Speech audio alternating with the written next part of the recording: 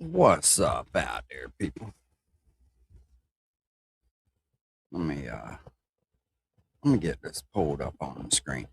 Some of these talking heads out here, they just drive me fucking crazy, man.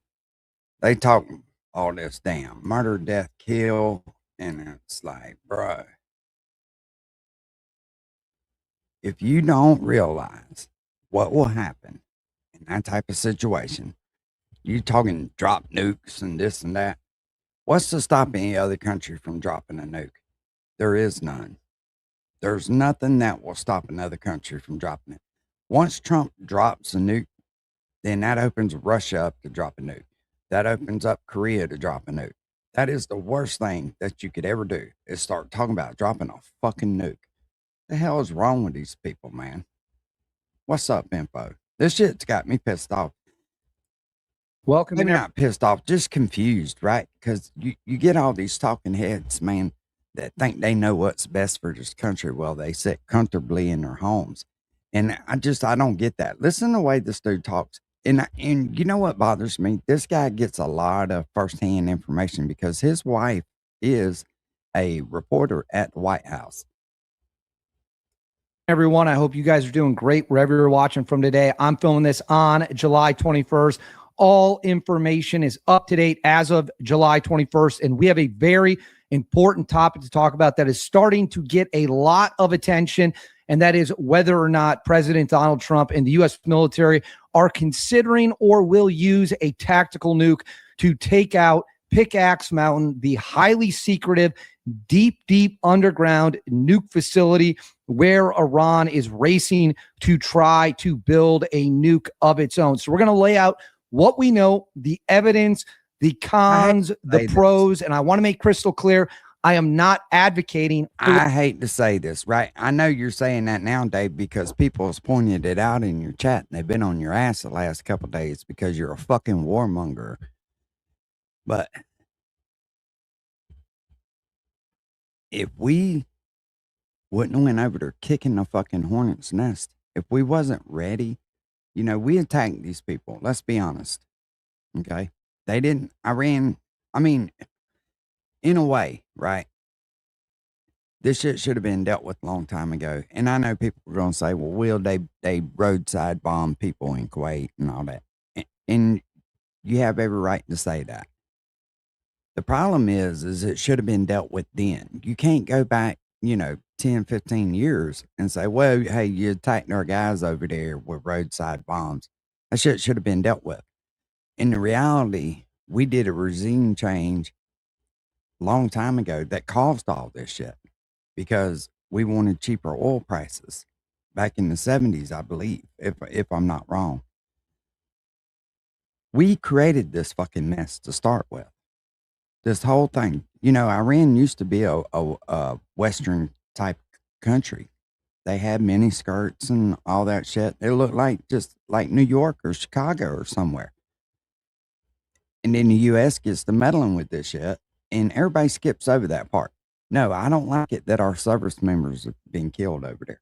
But you start talking about dropping nukes and shit, that's just not good.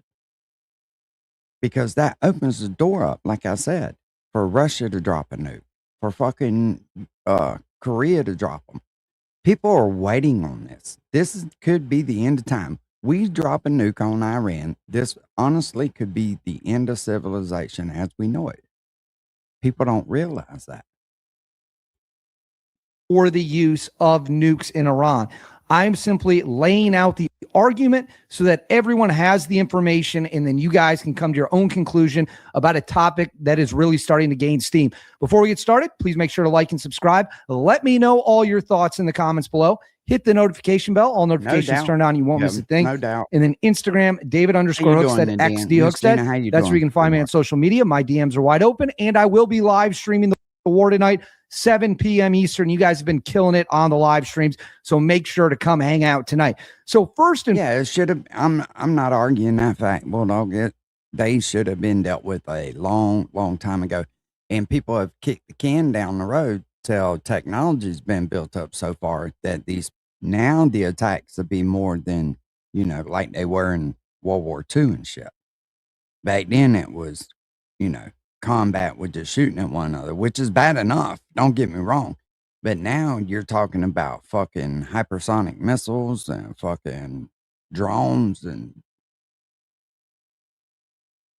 nuclear. This dude's talking about let's go nuclear. And foremost, I'm going to put this up on the screen for you. Now, what are we looking at here? What we're looking at here is the Natanz nuke facility. This was hit with 2 GBU-57s during the 12-day war in the summer of 2025. It is one of Iran's biggest nuke facilities. However, what really is the important thing here is Pickaxe Mountain. So I'm going to go right here so you guys can see.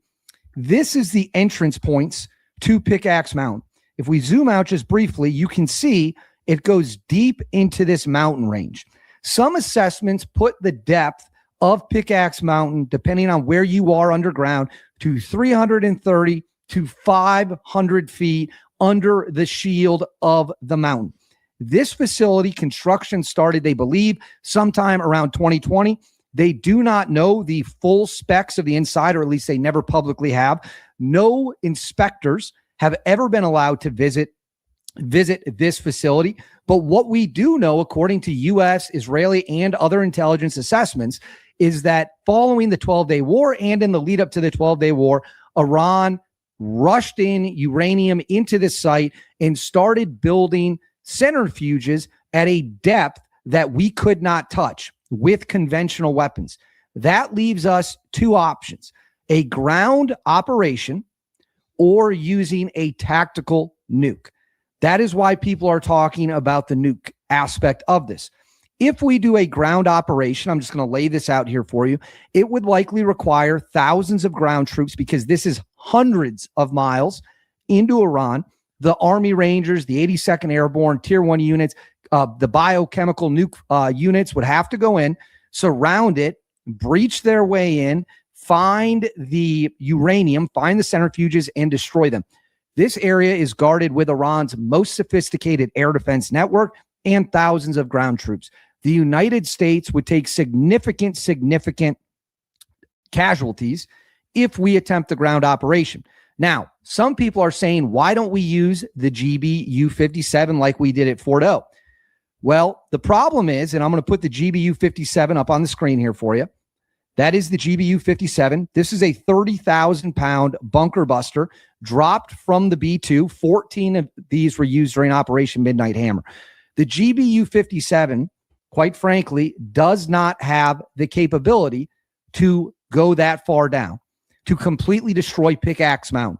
It certainly can cave in some tunnels. It certainly can cave in a lot of stuff, but it... Let me stop him right there.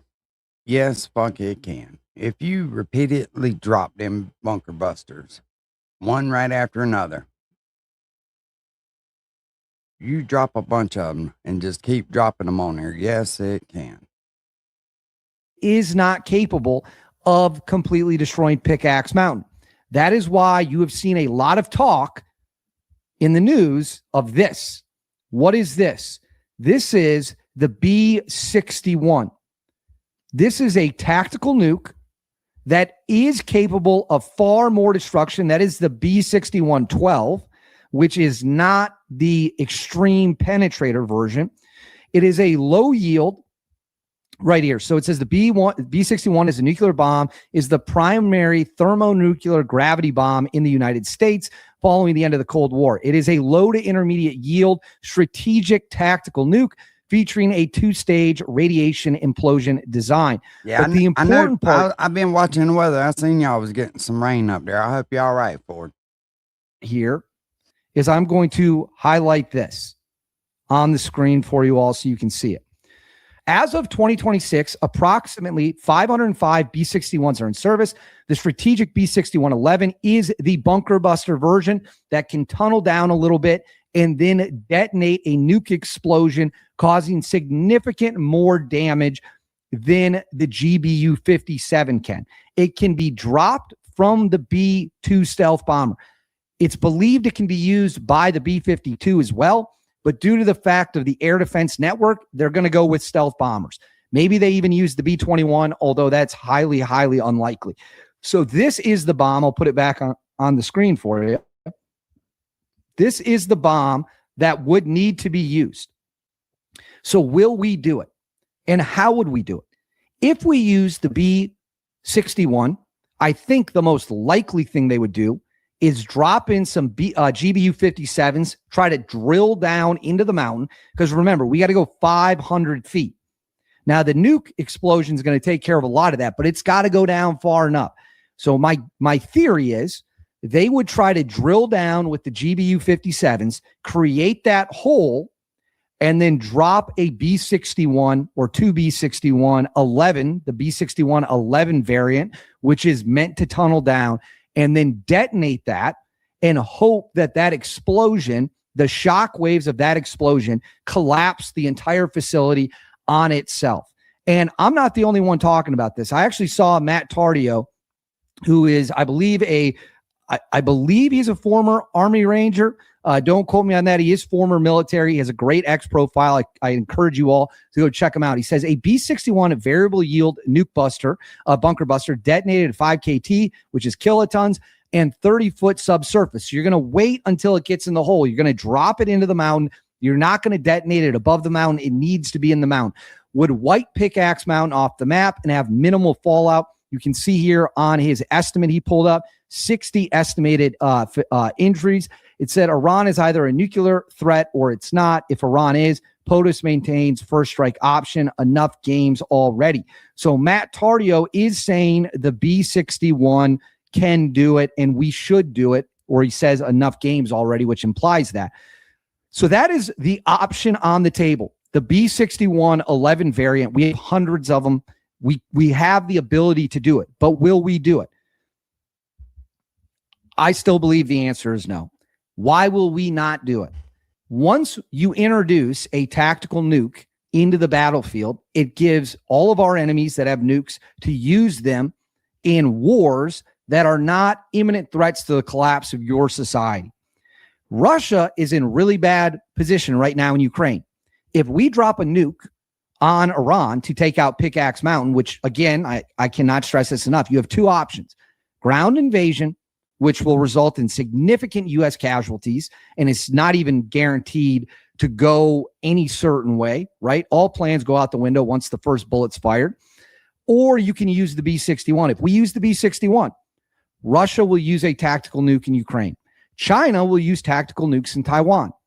North Korea, in theory, I guess, could use them against Japan or South Korea, but then that would just invite the United States to retaliate with a massive strike. So I still think the chances of us using the B-61, using a nuke to take out Pickaxe Mountain, are somewhere less than 5%. But I can promise you there are plans on shelves to get that done. We have the aircraft. We have the bombs. We absolutely could do it. Having the ability to do it does not mean we will do it. But I do believe it's certainly been discussed, but I put the percentage of it happening less than 5%. But I want to know what you guys think. Let me know in the comments below. Do you think? I know I heard Trump say that Iran's going to be paid 10 times over for what they did. And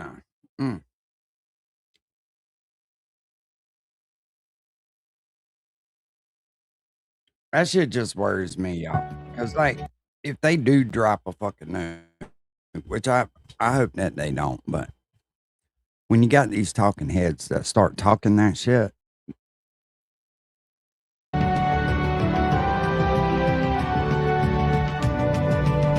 it's almost like they want civilization to be over with.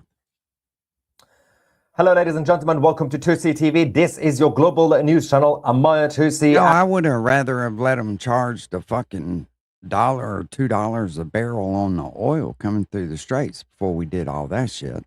You know what I mean? It doesn't make that much sense. You talking about 10 to 20 cents a gallon on fucking gasoline by the time it's said and done. It'd be better than what we're paying now. But I mean, I'd rather pay a little now than a lot later. But I damn sure don't want to nuke the motherfuckers. And the war in the Middle East, the Persian Gulf War is escalating. Clashes between, from the IRGC side in Kuwait against the Kuwaitis is getting to a new level as the ground forces of the IRGC are moving closer to the southwestern parts of Iran. President Donald J. Trump has now rejected this ceasefire call from the Islamic Republic of Iran. It's absolutely fascinating. They're moving their ground forces. They're also begging for a ceasefire.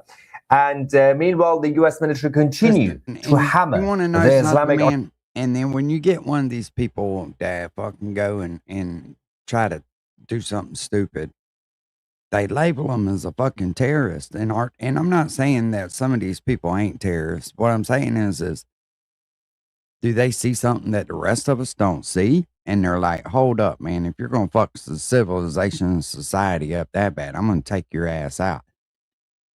I don't know, man. A lot of fucking mind fuckery. Occupation forces across the country. We're going to give you guys the latest update. We have a lot of videos to show you, and of course, get your reaction as usual. Again, apologies for the next few days, for the next week. I'm going to be all over the place. I will try my best to bring guys the up-to-date information about everything that happens around the world, especially the war in the Middle East. Obviously, if there's a major breaking news, I will be there. But the output of the breaking news live streams is... That's a baby, dude. 19 years old. And I know that our military's got to recruit them young, right? To train them and get them ready to go. But 19? She hadn't even started living her life yet, man. The other boy was 24. Slightly limited because of our move to Florida. So that will be sorted in the next few days, in the next week, and then hopefully we'll go back to normal as planned. All right, let's go to the Islamic Revolutionary Guard Corps bases in Shiraz, in the central, southern parts of the country, as the Americans have just renewed fresh strikes around this part of the country. We have obviously had major strikes across the southern parts and the western parts of Iran. But let's quickly go to the first video.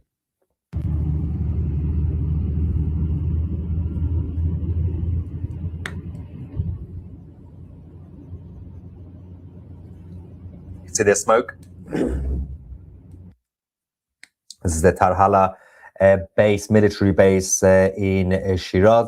This also is the home to the military ground forces, the army, and the barracks. So as you can see, a lot of the battalions are basically getting hit because there have been major points about the Islamic Republic telling the army and the ground forces to basically evacuate the main bases and the main headquarters. So everybody else has been moving to other places, and now they're getting hit by the Americans, and basically nowhere is safe. The only places that are safe for the Islamic occupation forces is on the ground, in the tunnels, obviously in the bunkers, in mountains. They are turning into basically the Taliban in Afghanistan. There's got to be a different way. Just cut off all the supplies to them. They can't keep doing that shit forever. Which is a little bit embarrassing considering they control one of the biggest countries in the world in terms of land, and also the resources. Having said that, they are just basically hiding like a bunch of rats, which is humiliating. Now, the IRGC, obviously, from those underground missile cities, they continue to launch missiles and also drones. They did another round of attacks on both Kuwait and Jordan earlier on. We're going to go to Jordan first.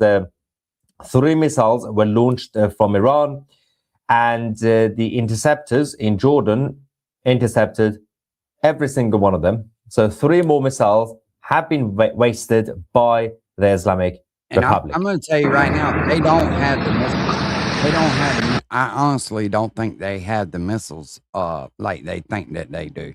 Because we know at the start of this, they were letting them off one right after another. Now they're starting to just let a few off here and there. If they had them like 70%, like they said, they'd still be fucking shooting 30 or 40 of them a night. Not 2 or 3. I'm ready.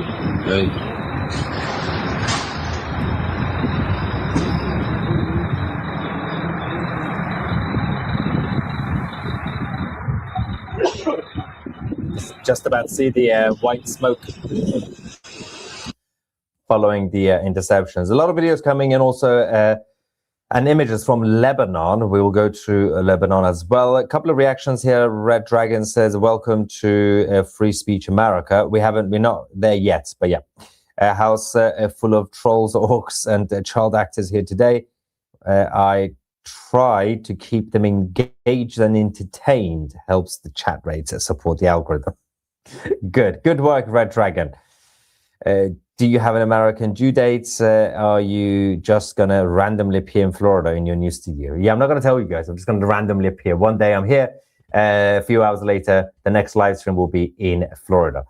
And asking for ceasefire while getting ready to invade. Momo Mob speaks with forked tongues. It is a little bit confusing. I don't know if they want to use the Trump tactic of confusion, or are they actually all over the place?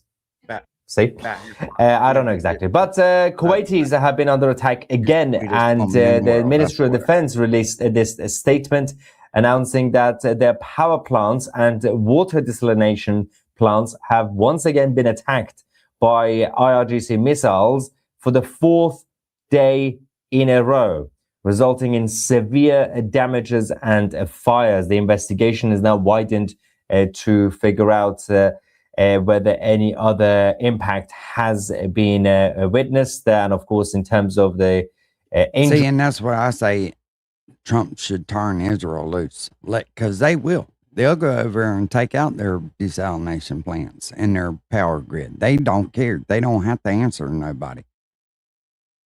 Or casualties. We will keep you guys posted as we will get more information from the Kuwaiti government. Now, that situation is escalating. We will talk about that more in a second in terms of the threat from the IRGC towards Kuwait. So the last time somebody tried to invade Kuwait, was slightly hanged about 10 years later. So that was Saddam Hussein. It's probably not a good idea to invade Kuwait because it's a major American ally, and it's a very important place. It's just not worth it. Yes, it may be a very, very small country. So the Kuwaitis have now summoned the Islamic Republic diplomats to Kuwait City to tell them off. Stop trying to destroy our country. I'm not really sure what the point of that is, but we live in the 21st century, and since the creation of the United Nations, we have insane traditions and costumes when it comes to geopolitics, where when one country wants to destroy you, you simply summon the ambassador, say, please don't destroy us. And these days, you can also post the tweet. You can post on social media saying, we condemn the attackers. Like, well done. You've done a great job condemning it. The Islamic Republic, as I said, offered a 10-day ceasefire proposal to the United States and through, of course, the third world barbaric governments of Pakistan and Qatar. President Trump has rejected the 10-day ceasefire, saying that the Islamic Republic must pay the price for their actions. We're going to also go to the Strait of Hormuz because there has been a lot of activities in the Persian Gulf and the Gulf of Oman. We have had major movements by, of course, the commercial shipping and vessels. Unfortunately, we had a number of missiles that have been launched around the Strait of Hormuz and a number of explosions as well in the Strait of Hormuz. The latest tanker that has been attacked. Yesterday we had another tanker that belonged to Saudi Arabia that was hit. But today there was another one that is owned by the Greeks. And this tanker, for give some of the information about this, we have an image and also a video from the fire. They're gonna fuck completely around. On fire. They're gonna fuck around. There ain't gonna be any tankers left to carry oil across the world. In the Strait of Hormuz, the vessel has been identified as Cabo Malias, and which is an oil tanker operated by Dynacom, the company that is owned by the Greek shipping company, but the main the parent company, who has obviously continued to operate in the Persian Gulf and the Gulf of Oman, despite What's up, the Kyle? ongoing war. And now this is the result. Yeah, man. Let's go. It is. It's fucking heavy. I'm going to tell you right now. Hey, I've been talking to Mama about just buying an electric car, right? And this kind of feeds in with it. I bet electric car sales are up this year. Hell yes. What's up, Don? We're going to get some more reaction there. There is a lot more coming in. Emergency propaganda telling regular citizens on TV in Iran to shoot at enemy helicopter and planes. They must be desperate. It's so sad. They did the same thing when, remember the US soldiers, actually they were, I think one of them was about the pilots, not soldiers, the pilots who went missing in Iran for a couple of days. Instead of actually having an organized military force, the Islamic Republic state media were begging their own citizens to go and hunt them down. Now, obviously, the Iranian citizens decided not to help them. And in fact, they created obstacles. So they started to basically block the roads. You had the IRGC members who were civilian supporters of the IRGC as well, making their way towards the southern parts of Iran, southwestern parts. But the majority of the actual Iranian people were not 300 fucking like 350 miles or some shit on a charge. I mean, hell, doing that, but not helping them. Now, let's. There is also this saying. If gas gets up around $5 or $6 a gallon, you could definitely save the car payment just by not having to put gas in the car. Just my thoughts on that.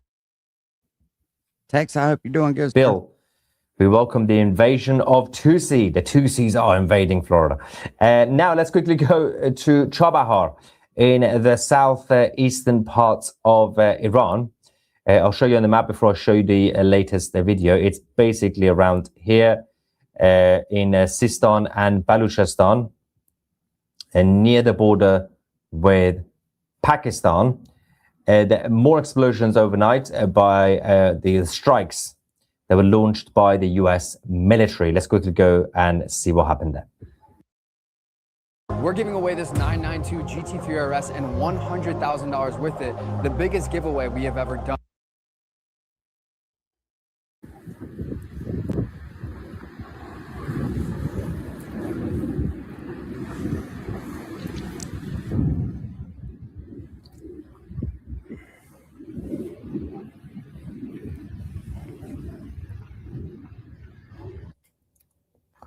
Now,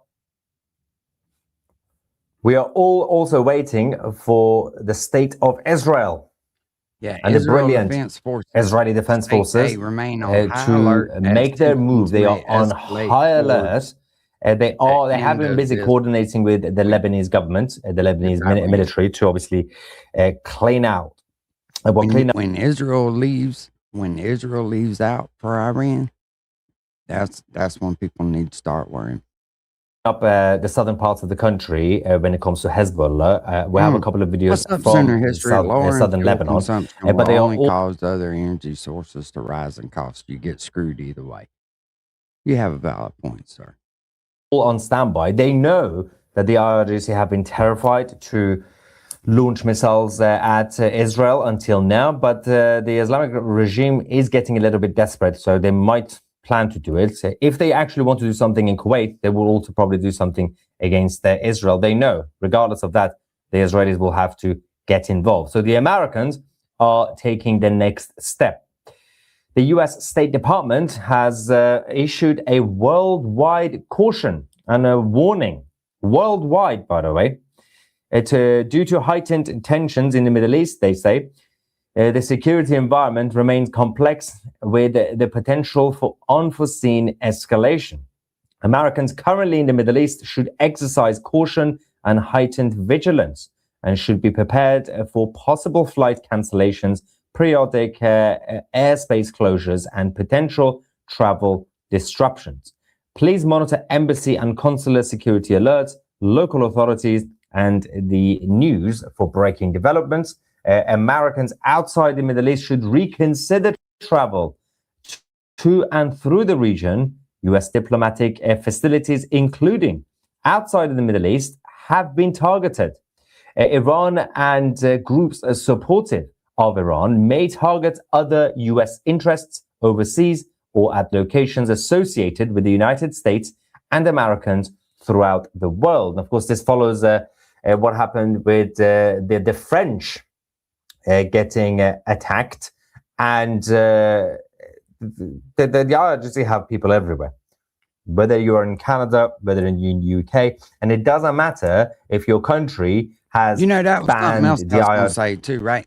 Just like the bombing outside, they call it a bombing. That they call that some kind of terrorist act. That was just a fucking fruitcake. That wasn't no damn.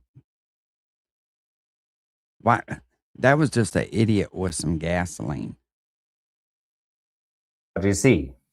It's like, for example, saying a country has banned murder or banned theft, stealing things or stabbing people. Oh, yes, almost every single country in the world has banned all the bad things, crime, right? These are all criminal acts. Doesn't mean it's going to stop, does it? Doesn't mean that the IRGC are no longer going to be doing anything in Canada or Copper Top, I've been warning for that for 2 years. Nobody don't listen. It's coming. It's definitely coming. We all see the writing on the wall.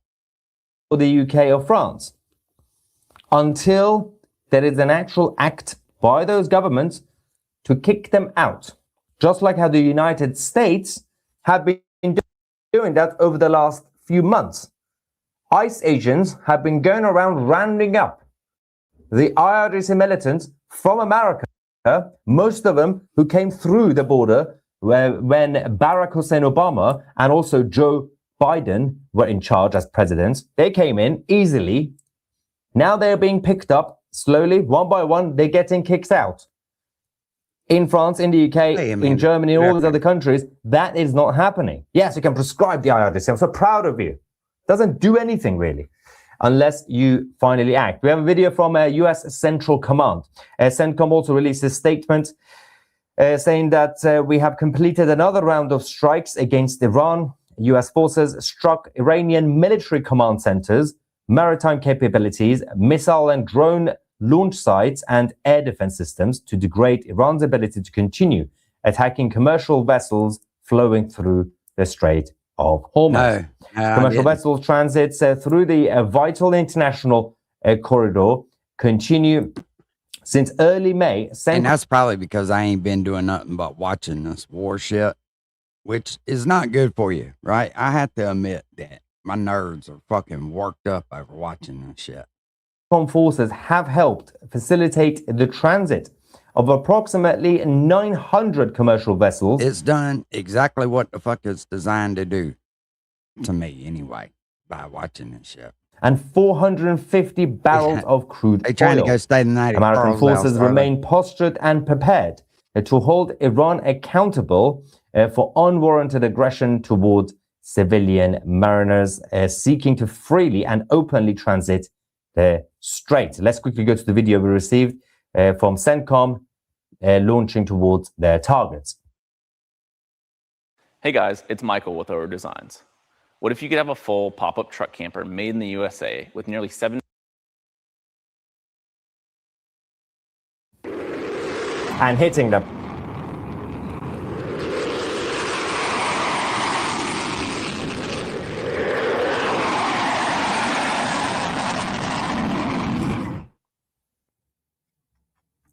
So these are the actual hits we have had over the last day, basically, by the US.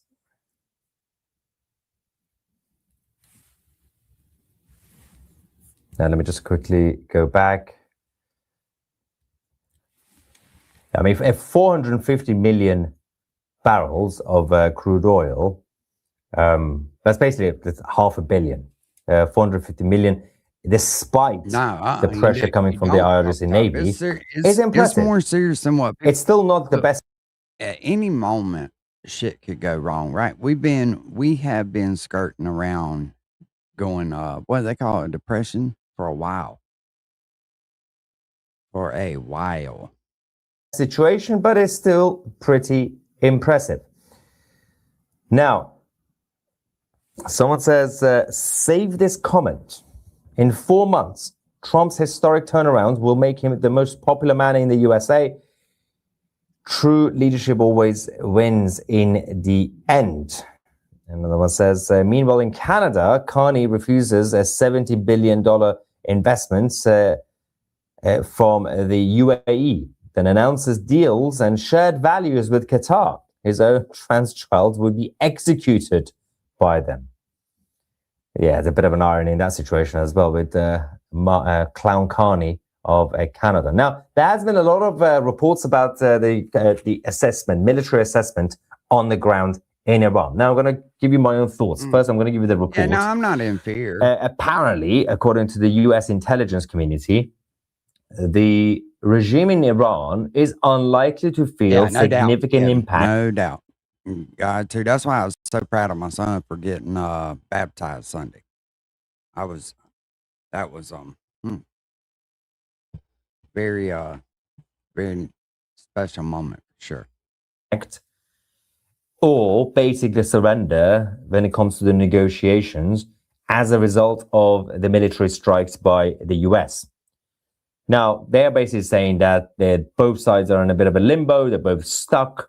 Now, it's yes and no. In a sense that... Ooh, mama made me a good cup.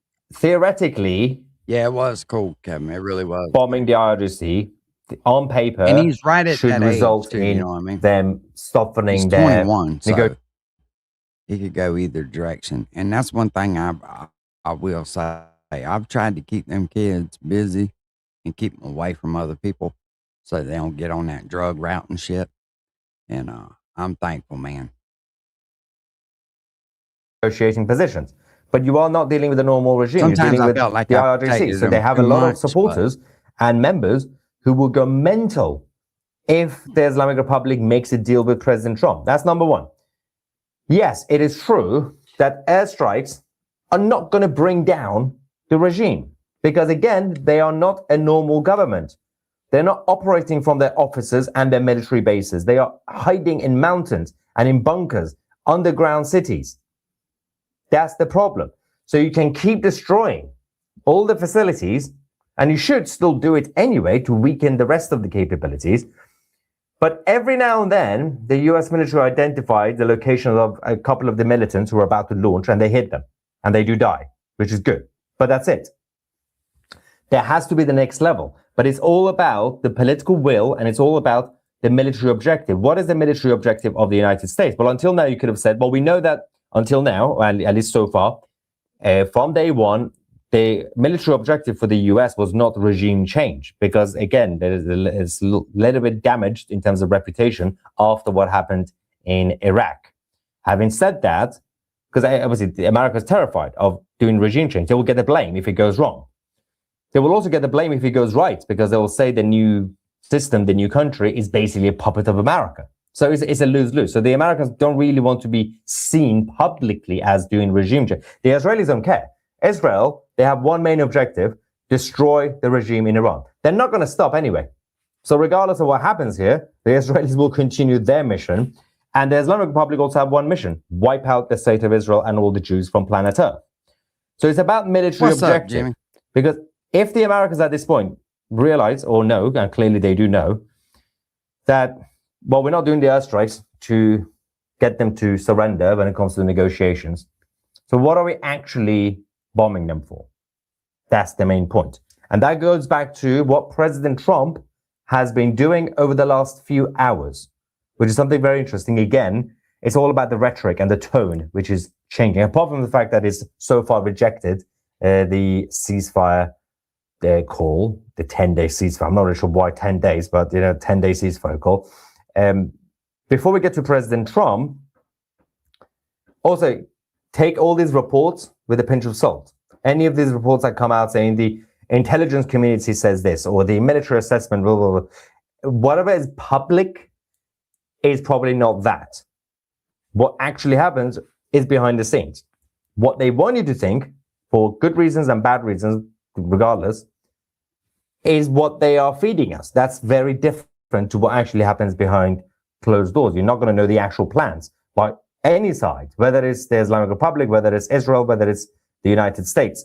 But before we go to President Trump, the IRGC have gone insane. I know, shocking. They're on their state TV. The spokesperson for the army, the regular army, Brigadier General Mohammed Akrami Niyab, said that we will not hesitate to bomb our own country if the Americans invade.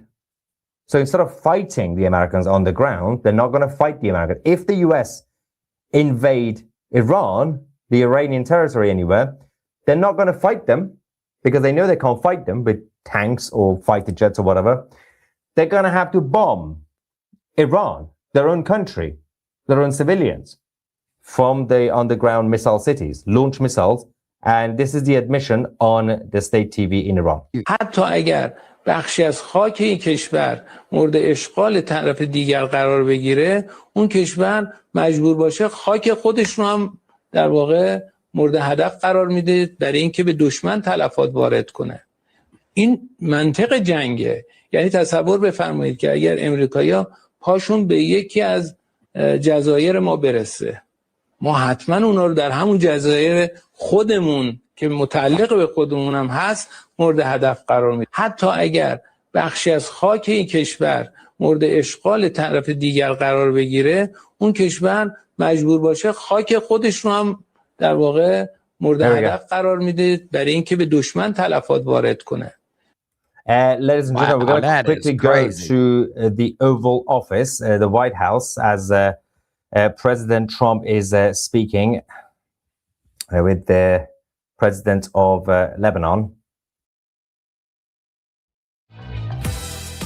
Watch hit movies and TV shows on YouTube. Being a witch is being a sister. Get AMC Plus and more streaming channels to watch your favorites on YouTube. That is crazy. Come in illegally into our country. And that's made by people that happen to be Democrats, largely Democrats, the people that do those stats. And I'm sure they don't like saying it, but we really had virtually nobody coming in, and they actually say nobody, not even virtually. So it's amazing what's happened there. And very people talk about that anymore. You know, they don't like talking about that. They don't like talking about Venezuela, where we lost no people. I'll be going to Dover for something that I feel is it's a great honor for me to do it. These are people that want it, and they feel like I do, that Iran cannot have a nuclear weapon. Very simple. It's a very simple dictum. They cannot have a nuclear weapon, and they won't have. They're not going to. They have no chance of having a nuclear weapon. And as far as Iran is concerned, I'll let Pete maybe say a couple of words, but we are doing very well. We are degrading them at levels that nobody thought was possible. They're being degraded really so seriously. They did slip something through in Jordan, and if we had other operators, you know, would not happened, unfortunately.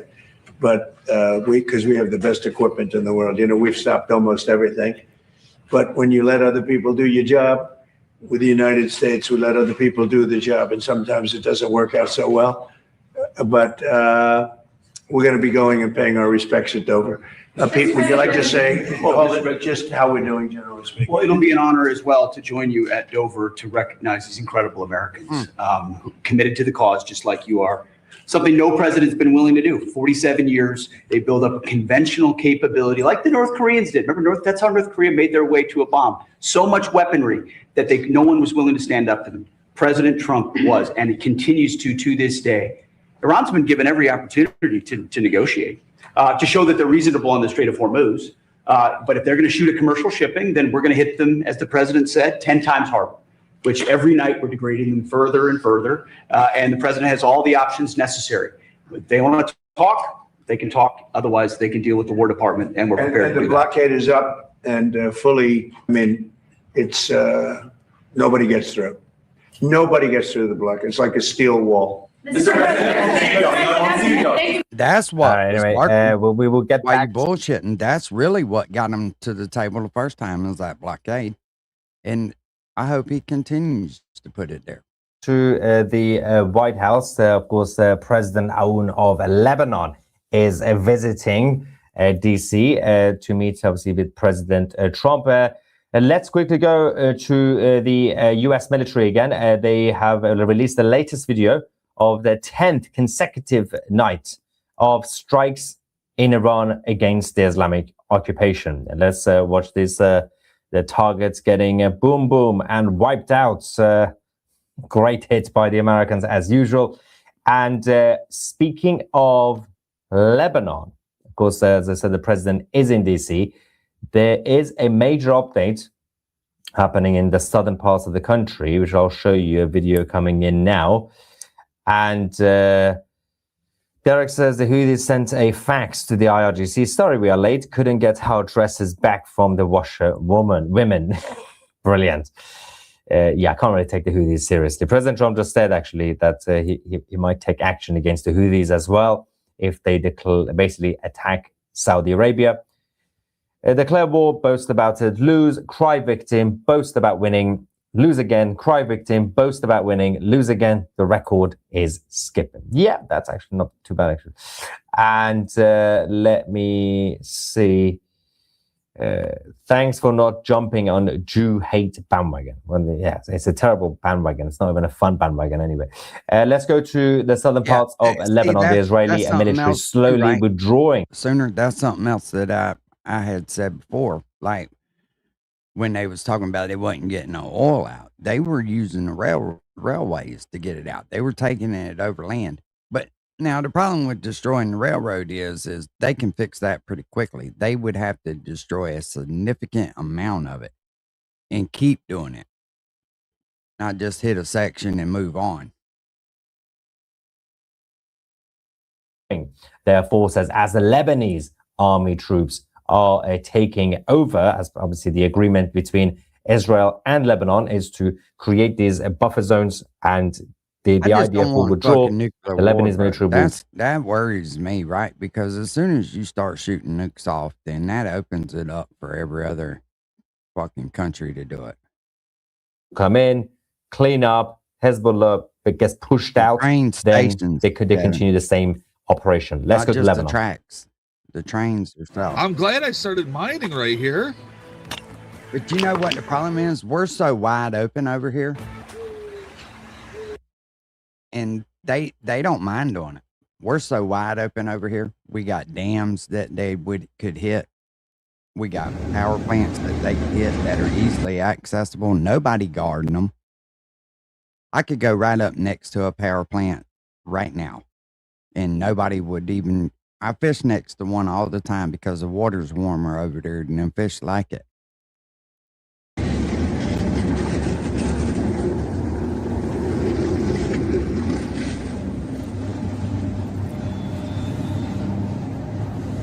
Well, it's not just ending a threat. It actually would entertain more of a threat because other countries that's reserved from shooting them off would be more likely to shoot them off. Do you think Russia getting fucked up by Ukraine? Do you think that Russia wouldn't nuke Ukraine if we went to Iran and dropped a nuclear weapon? How could we tell another country, once we start using them, how in the hell can you look at another country in the eyes and say, you know, it's inhumane to do that?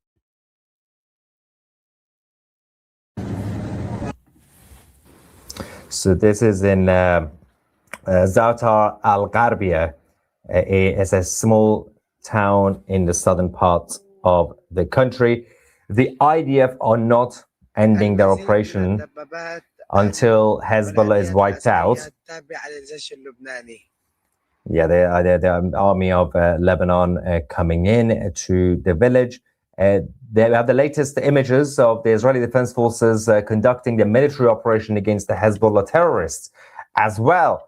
There we have southern villages in Lebanon, Tibnit and Maizal Jabal all getting hit massively as the terror cells are getting annihilated by the IDF.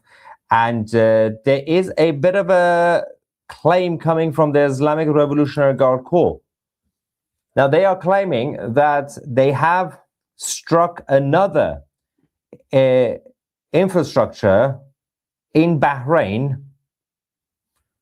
Pinch of salt, take a bit of pinch of salt. According to the Islamic Republic, cruise missiles targeted an infrastructure in Bahrain that is linked to the Americans. Apparently, it was Amazon's central data infrastructure, their facility, claiming that the facility has been destroyed. The IRGC have warned that additional US technology companies could be targeted, arguing that their infrastructure supports American military.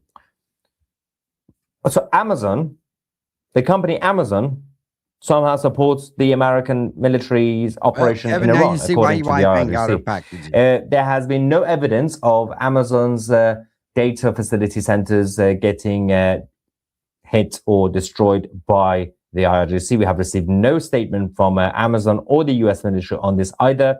The authorities in Bahrain I do too, Kevin. have also denied these claims. And so there we are. Fixing again, once again, the fake news that is just being spread by the mainstream just because the IRGC tells them that. If we quickly go back to the Islamic puppets of the state media in Iran, there is another senior MP. They're all basically controlled and part of the regime anyway. In Iran, Mehrdad Chagini has admitted that the Islamic Republic hit first. So, goes back to that comment earlier from in the live chat, the person who said, start a war, boast about winning, then lose, then cry victim, right? Until now, the narrative was, the Islamic Republic did nothing wrong. We're just sitting here and the Americans are bullying us. Oh, the Americans are hitting us. Well, now they're admitting on their own state media that, yes, we attacked first. We were the ones that started it. Oh, really? Watch this with subtitles. بحث تفاهمنامه بوده. آقای دکتر این روشن شد. اون اشکالی که آقای دکتر کردن که حالا نقض کردن چند بار اینو چیکار کنیم؟ ببینید ما که الانم که شما هیئت همین امروز هیئت اعلام میکنه من نمیرم تا زمانی که نقض برطرف بشه. شما همین دیروز پریروز ما زدیم بعد اونها زدن. اینه که دیگه ما نمیخوایم بریم تو حالا نمیدونم گفتن این درسته. ما در واقع نقض کردن ما در واقع هم بعد اونها هم سیرک رو زدن. این که دیگه خیلی روشن یعنی ما پاسخ رو محکم داریم میدیم اما دنبال این نیستیم خیلی با هوچیگری و با در واقع این دنبال این داستان. Hang on, look at his face here. This is the moment. It's like, wait, can I say this? Like that's the moment. We don't I don't want to get into trouble, but can we admit that we were the ones that hit first? Like, yeah, you can if you want to. No, you're going to be in massive trouble. As I said, the tone has changed. President Trump, his rhetoric again, focusing on the Iranian people, not the regime, specifically the political prisoners. A couple of days ago, on CCTV, we reported that about 12 to 14 political prisoners in Iran were being I just don't want to see them drop nukes, man. I just, that kind of rattles me, you know. Executed, and President Trump, over the last few hours, has been posting these on Truth Social. This is a 23-year-old Gul Mohammad Mohammadi. He was executed by the Islamic regime this morning. This was it was I think it was yesterday. Alone innocent. President Trump shared that post saying that the latest one of 52,000 plus innocent protesters, savages. When will the Democrats wake up? President Donald J. Trump. He also shared this one. This 18-year-old was also executed today. Please help. Please be the voice, says this post, which has been shared by President Trump. And obviously, he started doing that at the same time as basically rejecting the deal, the ceasefire offer on the table. And in Iran, people are becoming more active. And they are sending messages to the outside world. Obviously, every single movement by the Iranian citizens is being watched because you still have a huge number of terrorists on the streets of cities with checkpoints and everything else. So people will have to cover their faces and they go out. I'm not against killing them. I'm not against stopping Iran. Not at all. Nobody here is. We just don't want nuclear war. Night, some of them are brave enough to basically write on walls during the day, but they have to run away. It's a bit of a messed up situation right now. It's a complete police state. And they are sending messages. The one I'm showing you is, it says, don't worry about destroying the infrastructure. To me, that could be the end of civilization as we know it. That's really what kind of gets me riled up. You know what I mean? You have other people that are determining the outcome of your life. And I don't know.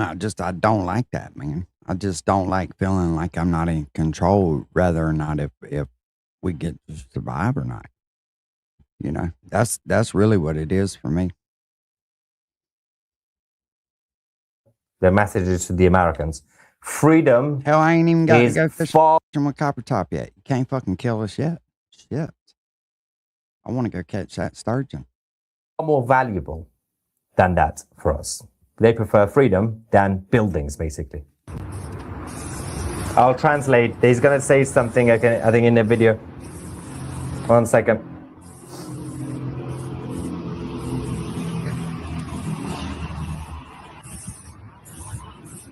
Might be the next video. Say, don't worry about hitting the infrastructure. Freedom is more important.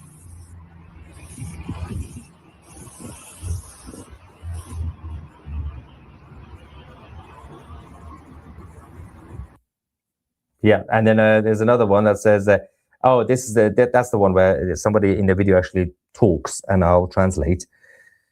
This message is actually towards the regime in Iran, saying, "If we have won the war in Iran, then why don't we have electricity, for example? Why is everything basically in ruins?" Watch this. I'm a father and I have kids. Electricity keeps going out. Food is very expensive. Even if we could find them, and the fridge doesn't work because of electricity. So even if we buy things, it's just going to go bad. Yeah. If you won the war, why don't we have electricity? Why don't we have water? How can we live in this situation?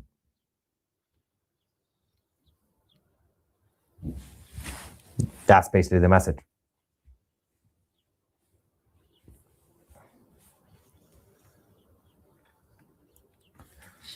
Of course, there's been a lot of posts on social media about the support that the Iranian people have for the leader of the opposition, Crown Prince Reza Pahlavi. There's a lot of things they've been writing on walls, but that's the only thing they can do at this point. Well, unfortunately, I think it's going to take. We've seen trucks. I think it's going to take ground troops. Unfortunately, it's so high. What's up, front 88? drive shaft connections Bluetooth. We've seen more CP4 failures. Regime change is. You know, and they say it's like a fortress because it's got these sheer wall cliffs and all. So I don't know how they'd go about getting ground troops there, other than through maybe Kuwait, I guess, maybe. Paratroopers. But damn, how do you drop fucking 10,000 paratroopers in without them being sitting ducks and being shot in the sky, you know? Pahlavi in Tehran. Anyway, let me just get some more quick reactions from you guys. I think the best case scenario is the people from Iran raise up and start fighting too, you know, because who better to know who the IRGC is than them? They know who's who there. Own in the White House. I think if they were to go, I think if the people from Iran were to actually get into the conflict and start, you know, trying to overthrow the government, I think Trump would pull the trigger and send U.S. troops in there. And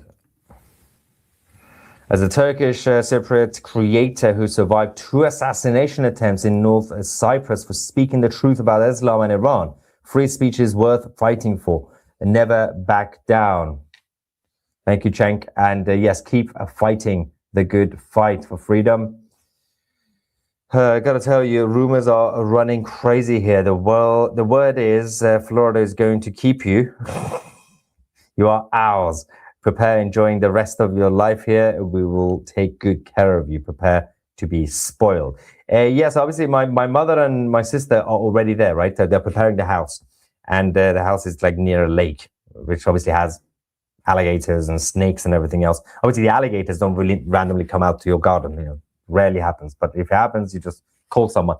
If anybody is from Florida and has a solution to stop snakes and things like that and iguanas from coming to your garden, to your house, send me an email with a solution. I have Googled many things. I've basically bought so much. That's why I say it would take it. You know, the repellent stuff. I stuff. honestly think if there was an uprising there, that Trump would send the troops in, just because it would give the IRGC more to be busy with than just the Americans trying to land.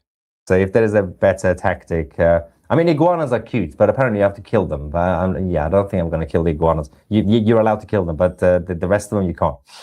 And humanely, apparently, you have to kill them humanely. Because they're not from there. Hi from Malta. I wish you all the luck for your move in the land of the free. Them lizards are all over down south. I don't know if any of y'all ever been to Florida, but the farther you go down South Florida and you start seeing, like when you stop at the rest areas and shit, you start seeing these fucking lizards everywhere. I mean, everywhere. You will keep a representation in Europe. Yes, we will also be expanding in the UK and in Europe overall. But once the main base is in the US and we obviously expand our team, then we can actually do that. Then we can actually do things. We can't really have the main base in the UK because I guarantee you, if we drop nukes over there, even if it is whatever he was called, it won't be long. And because like Russia was already talking about doing the same shit to Ukraine, and it would just give them, well, the Americans did it. Why can't we do it? Of all the problems that we have. So the channel will get bigger over the next few months, over the next few years, especially in the UK, in Europe, in the Middle East, we have plans as well. And South Africa, Australia, we have plans as well. So just keep watching. This is so Ukraine. It's Amazon. Yes, they're there, but they're just trying to be involved. I guess I don't know what the hell it's doing. If you want to work for TCTV, right? If you are in Florida, you want to be part of the team, you can. You can. Is this one? No, that's not it. That's the wrong one, guys. What are you doing? That's the one. Got it. You can join our team by visiting our website, tusi.tv/careers. We get the information about the 2 ongoing jobs that we have in our Fort Lauderdale office near Miami, just outside Miami. And yes, just go get the details on the website. You will see the email address. Send us your resume and obviously tell us which role you're applying for. And our team will get in touch with you guys about interviews and things like that. So we're getting this sorted. Oh shit! I'm gonna have to so by the time I get there in the next few days, the next week or so, then the whole thing is basically ready to go. All right, let's see what they're talking about right here. Trump weighs a major escalation into full-scale war against Iran as U.S. forces complete a 10th night of punishing strikes hitting targets in the south and the west. Hostilities spreading across the region. And welcome to a brand new hour of America's Newsroom. I'm Dana Perino. Morning to you. I'm Bill Hemmer. Good morning on this Tuesday. The U.S. campaign against Iran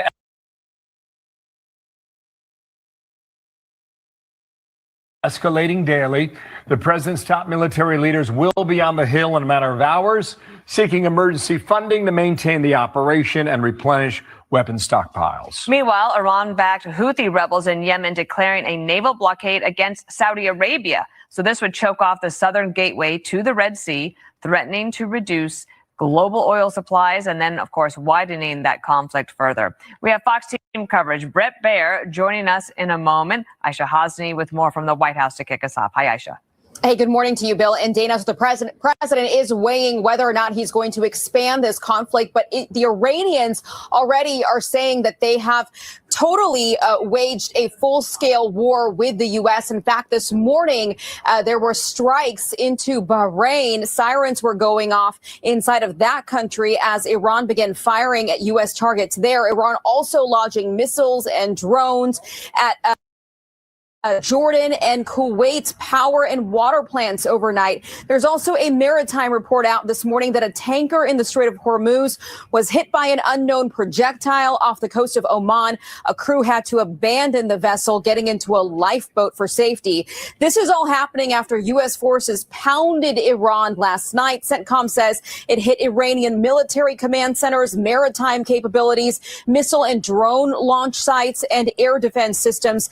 The escalation, of course, comes after 3 U.S. service members were killed over the weekend. A 4th was killed in a downed Iranian drone explosion in Iraq on Saturday. And the president issuing this stark warning on Truth Social yesterday. He writes, every time Iran kills an American soldier, they will pay for that killing many times over. 2 soldiers have been identified over the weekend. That is First Lieutenant Tyler James Freehan of Hawaii, just 25 years old, and also Private Isabella Gonzalez of Texas, 19 years old. The dignified transfer of the fallen service members was supposed to happen today. The president was supposed to be scheduled to attend that. That has now been rescheduled. The president, in just about the next hour here, will welcome and host the president of Lebanon, Joseph Aoun, here at the White House. And they'll be talking about disarming Hezbollah, as well as the Israeli military now withdrawing from certain sectors of southern Lebanon as part of this U.S. negotiated treaty. Back to you. Yeah, that's a big Dan. and important meeting today. Aisha, thank you. Thank you. I just want to bring in special report anchor Bret Baier. And Bret, good morning. Nice to see you. Good morning to you. There's talk of a 10-day ceasefire. I don't know how real it is or not. There's talk about making 2 different routes to the Strait of Hormuz, one that would favor the Iranians and one would favor the rest of the world. At the same time, you've got Iran right now. There are threats of incoming projectiles into Kuwait and Bahrain. So you put all that together, and where do you see it today? Well, good morning again. I think there's frustration inside the White House and with the president about how they have bent over backwards to try to make some deal come together. And each and every time, the Iranians have stepped away, have broken the ceasefire agreement. Let's not even go back to the MOU, the Memorandum of Understanding, which sort of never took off. Now you have the Pakistanis, the Egyptians, the Omanis, the Qataris, all trying regional partners to get them to do a cool-off period for 10 days. I just don't think there's the appetite for that inside the White House, and more importantly with this president after the killing of those 2 soldiers in Jordan. Those missiles targeted barracks at the base in Jordan. It was not a mishap. Right. And targeted indeed. Okay, the Institute for the Study of War had this analysis. Some senior Iranian officials appear concerned that the renewed conflict will deepen Iran's economic problems and threatens Iran's internal security. And then you also have, pick a newspaper, you can read a different headline. Here's from the Financial Times. Trump is slipping into an Iran quagmire. America cannot achieve its aims by negotiation, so regime change is back on the agenda. Is it?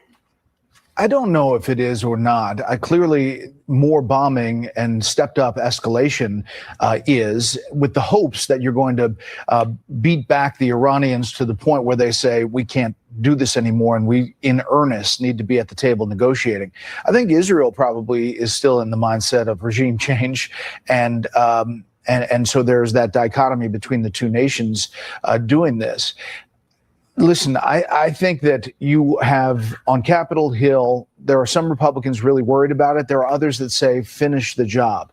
Democrats largely are using this as a political cudgel and saying that there is no end to this war. Right now, we don't see that's it. something else.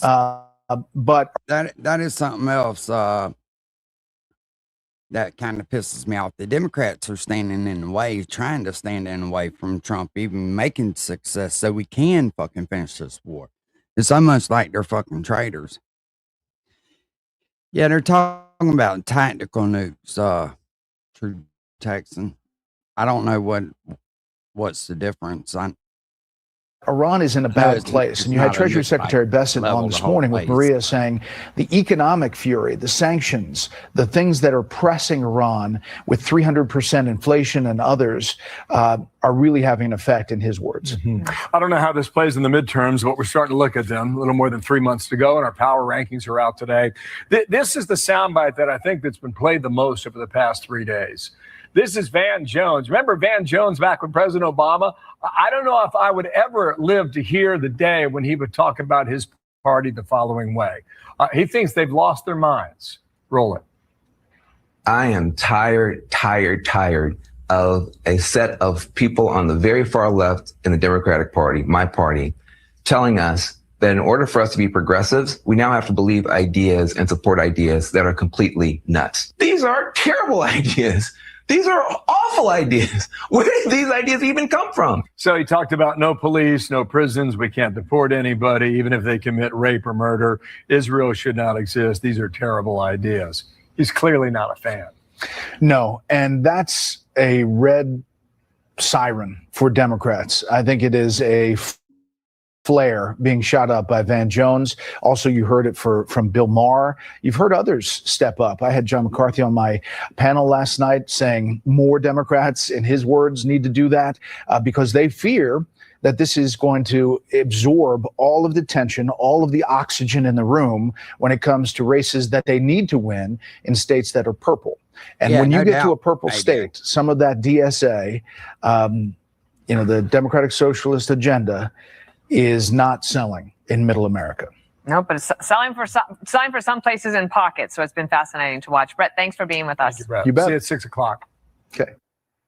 Be sure to like and subscribe for all the Fox News latest on YouTube and catch full shows streaming now on Fox One. All right, let me see if I can find old Pete. Pete and them was live, I believe.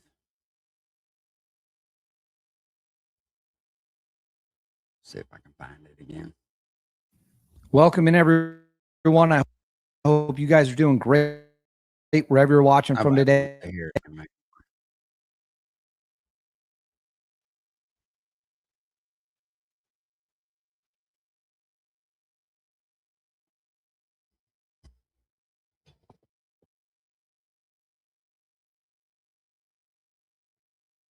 From the New York Times, I'm Michael Barbaro.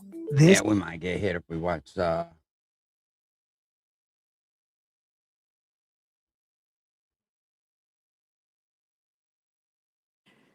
Secretary Hegseth, we will begin with your testimony.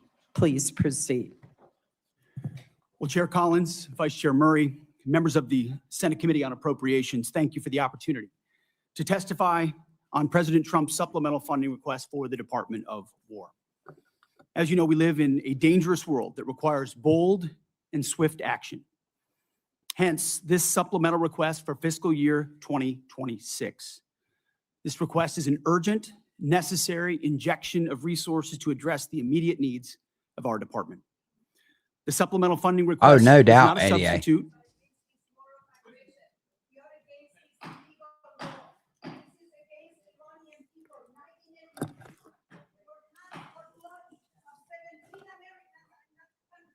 See, that ought to be Witness will contempt. suspend. They ought to be, oh shit, what'd I do? They should be put in contempt when they do that shit. Secretary.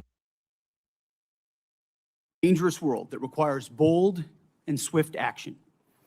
Hence, this supplemental request for fiscal year 2026. You're paying these people to be at fucking Congress right now. The last thing you need is interruptions from people that don't fucking matter. This request is an urgent, necessary injection of resources to address the immediate needs of our department. The supplemental funding request is not a substitute.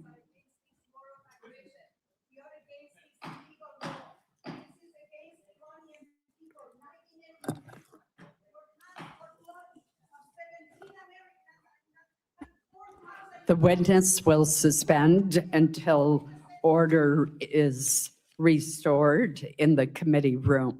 I know that individuals feel very passionately, but we must have order in the hearing room so that we can proceed. We're now going to move forward with our hearing, and Secretary Hegseth, please proceed.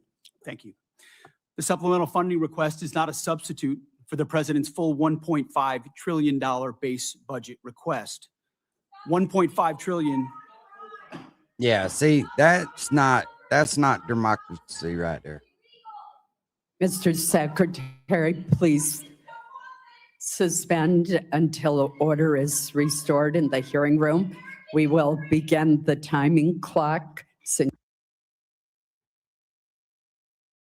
About potential problems with electronic voting and registration systems. Oh yeah, it was us. Oh yeah, we've been talking about this exact type of problem literally forever. She goes on to say here, she says this, our preliminary analysis shows fewer than 400 individuals who were newly registered for the first time because of this error actually ended up voting. They were registered as Democrats, Republicans, and unaffiliated voters and were scattered across the state. I would be very curious to see the breakdown here. She says they were registered Democrats, Republicans, and unaffiliated. I would guess that a good 90 or 95% of them were registered as Democrats. Now, let's get the numbers up here. 6,600 illegal aliens registered because of this error. 400 of them actually went on to vote. Now, folks, by the way, I looked into this. 400 votes here is not some small, insignificant number. In fact, in just the last 20 years, 7 individual House representative elections across this country have actually been won by less than 400 votes. So 400 votes is not nothing. Most certainly it is enough to swing an election. Absolutely.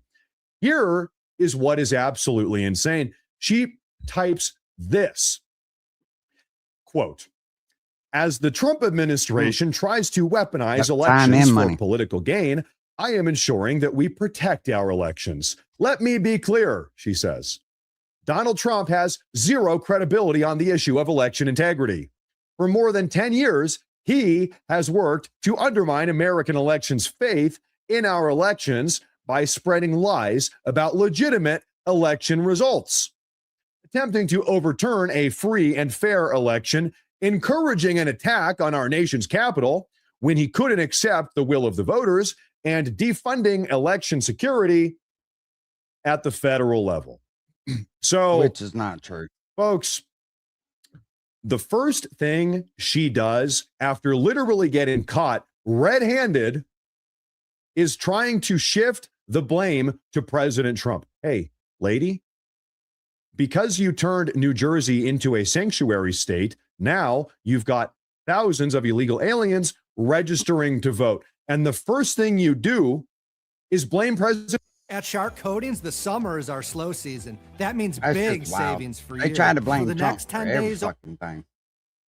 I'm not sure if they're stupid, maybe both, stupid and crazy. These people are insane. No, the problem is they're gaslighting. smart and they know all the fucking loopholes and they're trying to use every one of them. They're not stupid or crazy. They have an agenda and they're going to try to fucking do it no matter what it takes. That's what I've noticed. These people ain't dumb. They know exactly what they're doing. 101. She goes on to say this. The difference is simple. When we find a problem, we don't hide it, deny the evidence, or invent conspiracies. We invest, she's saying, yeah, no us doubt. Democrats, and I wonder, we Kevin, investigate why, it, we fix it. And I've said this before, Trump just needs to shut the fuck up sometimes. And that's no hate towards Trump at all. But he likes to boast too much. He's too prideful. And I've never heard a president give as many details about what he's going to do and what he ain't going to do. And that's exactly what they're doing. They're watching our news media, and that's how they figure out what they need to do and what they don't need to do. It's fucking stupid. Tell the public. That is what accountability and good governance look like, she says. And that's exactly what my administration is doing. Now, this is so weird here because Democrat Governor Mikey Sherrill has, for a very long time, been a vocal critic of a little thing called the Save America Act, which actually, if passed, would have prevented all of this from happening in the first place by nature of mandating proof of citizenship when registering to vote. But you know what? Here's a very good question. How about this? Why is she even talking about all of this? Why is she publicly going on the record here and dropping this massive statement, attempting to shift the blame from her and the Democrats over to Trump and the evil Republicans? Well, it's because she knows that she has been caught. The Democrats have been caught. As you all know, right now, the DOJ is actually battling dozens of blue states across the country, one of which is New Jersey, in an attempt to clean out their fraudulent voter rolls. And it seems as if Democrat Governor Mikey Sherrill here in New Jersey knows that it's only a matter of time before she, alongside her New Jersey state Democrats, get caught and exposed. So what she's doing here this morning is attempting to come out and get ahead of the story. She's trying to control the narrative. In fact, take a listen to what Assistant Attorney General Harmeet Dillon had to say just this morning about this entire situation. Take a listen. I think it's important that people go to the polls. I want every American to vote, regardless of party, and I want them to feel confident in the outcome. And we just can't have that when we have 2/3 of the states refusing to cooperate with the Department of Justice's efforts to get the voter rolls so that we can help clean them up. In the states that are cooperating with us or where we can get the commercially available data, Department of Homeland Security has found almost 300,000 non-citizens on the voter rolls. And, you know, I'm pushing U.S. attorneys' offices and coordinating with them to prosecute some of these cases. And I'm hearing them from all over the country. So this is a real problem, and no American's vote should be canceled out by duplicate, illegal, or worse, foreign interference in our elections. So we're here to make sure that doesn't happen. Talking about foreign interference, we all listened to President Trump's massive expose talking about Chinese foreign interference about a week ago. Did you hear what she said? Bro, and then certain news sites wouldn't even show it. Why wouldn't they play it? He's got the proof. He's got the evidence. He's not lying. Why wouldn't they broadcast it on their stations? Because they don't want you to know the fucking truth. I'm so sick of this shit, man. I really am. Let's see what old Alex is up to. Satire, but the Clippers took the clip out and said, Jones now has joined Israel. We told you. Okay. You guys love lying, which is fine. It's what you do. There's a lot of mental illness. The truth is, there's a lot of evil on the planet, a lot of decadent people, a lot of special interests. And the Muslims all want to blow up Israel, or most of them do, and they're crazy. And the people around Israel are crazy, and the Christian Zionists are crazy, and the leftists are crazy, and the people obsessed with Israel and that only care about Israel attribute everything to Israel, so it's discredited when you're covering real things Israel's done. I did a report this morning.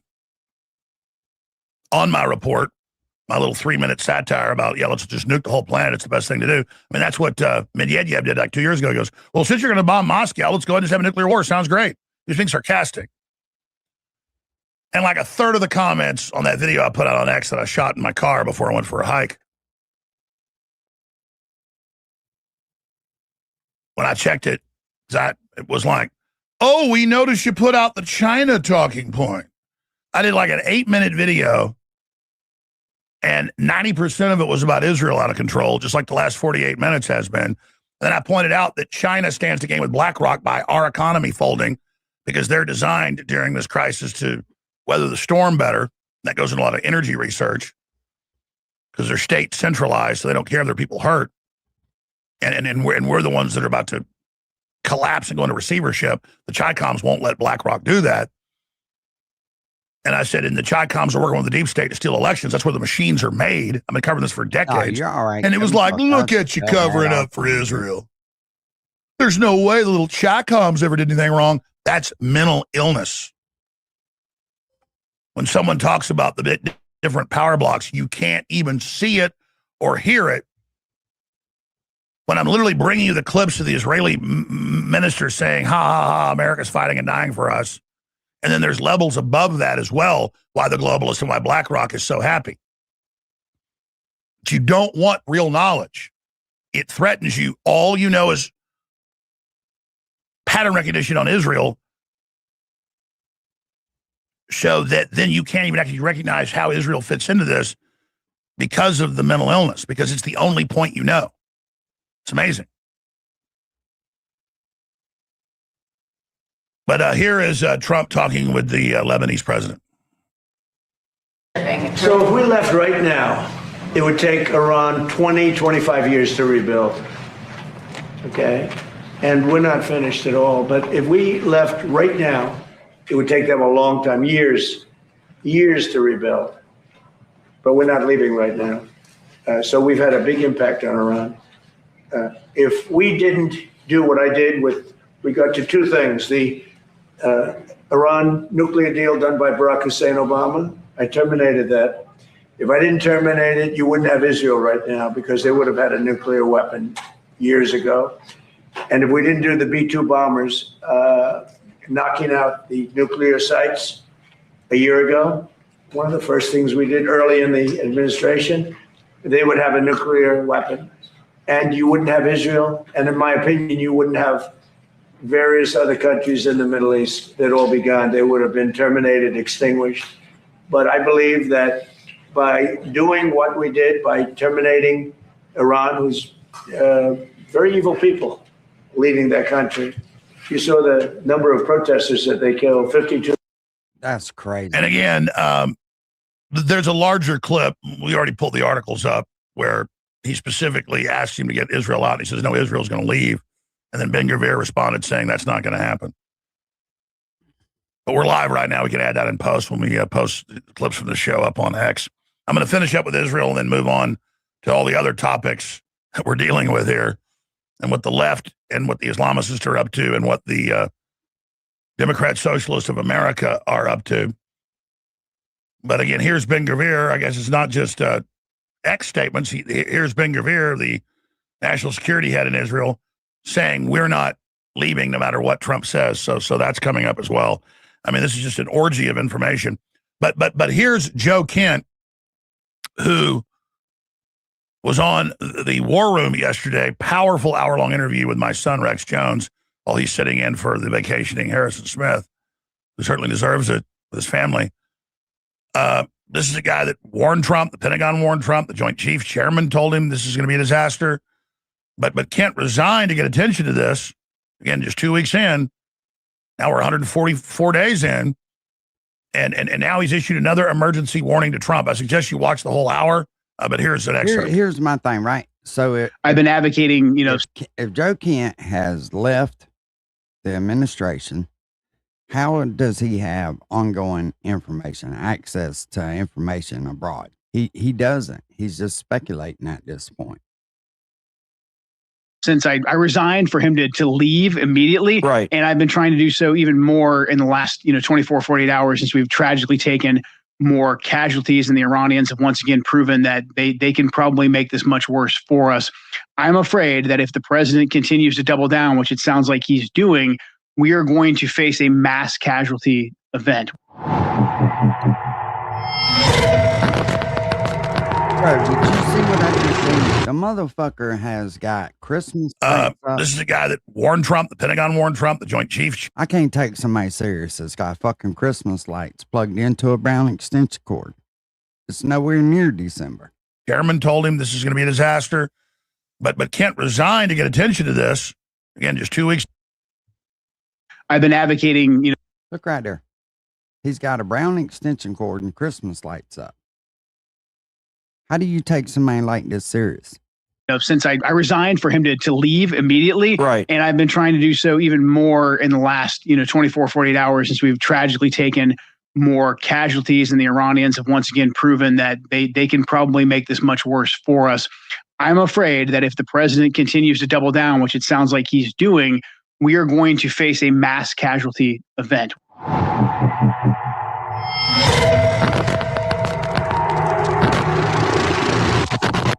Joe, how does it feel to be here 4 months later or 5 months later, I forget how long it's been, and you've just been vindicated, and we're just begging for it to stop, man. Well, look, I don't. I'm not a big fan of saying, well, I called it X, Y, and Z. I would hope to have been wrong. I hope that I know they wouldn't called be him here. a traitor, Tex. I know they called him a traitor and everything else. So you would think that they would take him, take his credentials where he couldn't get in, like the computers and stuff like that. My anxiety's through the roof with this. My son's left a few weeks ago for deployment overseas. Well, we'll sure enough be praying for him. Back when I resigned in March. However, even back in March, I didn't see. I know Trump had sent out another extra 10,000 troops. So for a total of around 60,000 or more. And you don't send that many troops over there for no reason. A clear way for us to get out unless, like that last paragraph says, the president takes some really bold and decisive action. And every day that goes on and every tragedy that we suffer, taking more casualties, the harder it's going to be for the president to take that bold action. But at the same time, it's going. When I seen the picture of that little girl, man, that just really hit home with me because that child is the same age as mine. And that's just heartbreaking. 19 years old, whole life ahead of her. And when she signed up, she wasn't expecting nothing bad to happen, I feel bad for her parents, man. Going to become more critical that he does so. I've been advocating, since I resigned, for him to leave immediately. Right. And I've been trying to do so even more in the last, 24, 48 hours since we've tragically taken more casualties, and the Iranians have once again proven that they can probably make this much worse for us. I'm afraid that if the president continues to double down, which it sounds like he's doing, we are going to face a mass casualty event. We have been very, very lucky so far. There's been tragedy, but we still have been lucky. I think the Iranians have the ability to deal us a mass casualty event, and we need to get out before that happens. Otherwise, we're going to be sucked into this thing to the extent that the president won't be able to pull us out. Wow, that's a pretty stark warning. What might a mass casualty event look like? Is that maybe hitting some of these air bases? I know we have the KC-135s at Ben Gurion Airport, among other things. What are some of the risk factors that you're keeping an eye on right now? Really, just keep in mind that when we're in the Middle East and we're not on our home turf, the enemy only has to be lucky once, and we have to be lucky every day, every second of the day. And so we can disperse our troops. We can try and move them around. However, the Iranians have good intelligence. It's hard for us to move around some of the systems that we're trying to fight with without that being detected.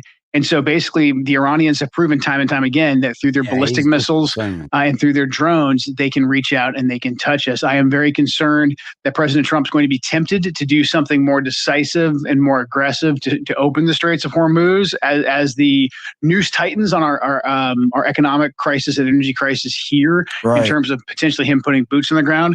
But I am also concerned, about our naval forces. Just think about it. Like, you look at a map and you can see how far away Iran is from Jordan. It is a pretty good distance. So with those ballistic missiles that they fired that penetrated the air defense of those bases on Jordan that killed our soldiers, there's no reason why they couldn't, if they wanted to, use those same capabilities to take down some of our ships. And again, we have a lot of capabilities to defend against that. But again, that goes back to that same math. The longer that we stay, the more opportunity that we are giving the Iranians to inflict a mass casualty event on us. So we are basically just handing the enemy options by leaving our forces there. All right, we're going to go to break. Come back with Victor Bout, the Russian military expert and insider on all of this and what's happening domestically in America and in Russia, how it all ties together. That's next hour. We have other special guests on other big topics. There's so much. But this is front and center. This affects everything. We'll be getting into it in great detail. Please remember, I'm funded by you. We bring you the best products so you love them. The best supplements, the best ultramethylene blue, the best bovine colostrum, the best of all, the very best supplements, the Shilajit. Not sexy names, but sexy results. TheAlexJonesStore.com. And this is a flash sale only running for a couple days. Every order above $29 gets a free mystery t-shirt in your order. We have a new super high quality outdoor Hatteras outdoor performance shirt. I get that every time I go in the line. I ain't no telling what. 2028 shirts, very best supplements. All of it is whatever you, the coordinates of Tell them with the night.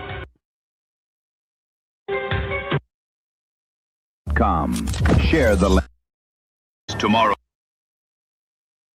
On July 14th, the Senate's cloture vote on the bloated $1.15 trillion NDAA for fiscal year 2027 collapsed 50-46, falling short of the 60 votes needed. Senate Majority Leader John Thune pulled a slick maneuver, though, flipping his vote to no just to file a motion to reconsider and keep this monstrosity on life support. Buried deep inside are the infamous provisions, Section 219 in the House, Section 1217 in the Senate, sections that Representative Thomas Massie has rightly branded as an unprecedented institutional merger, jamming Israeli technology straight into America's weapons systems, slashing congressional oversight, and locking foreign influence into our defense industrial base. In the NDAA, Section 219, which is going to start commingling our military supply chains and technology with Israel's. Doesn't make sense to do that with a country of 10 million people. But they've got that in the NDAA. I'm told that's not coming up this week, but we know it's going to come up sometime, probably sometime soon. And so I've offered an amendment to strip Section 219, it was called Section 224, from that bill. While Democrats torpedoed the bill, mostly over Trump's Iran policy. No, the real danger to national security is this war that's out of control. It's this war that has alienated our allies. It's this war that has totally diminished American power and ability to defend ourselves in the world. But the real Trojan horse?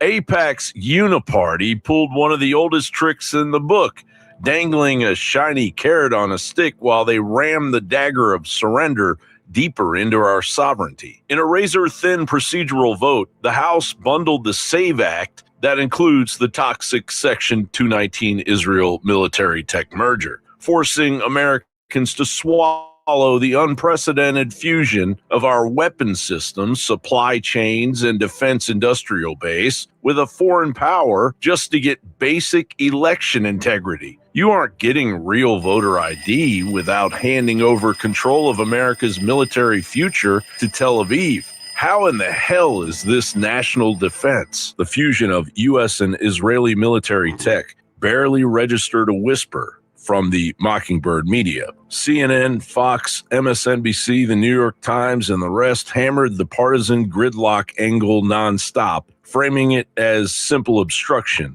while burying the sovereignty-shredding details of this United States-Israel Defense Technology Cooperation Initiative. Outlets that preach democracy and integrity treated Section 219 and 1217 like it was invisible.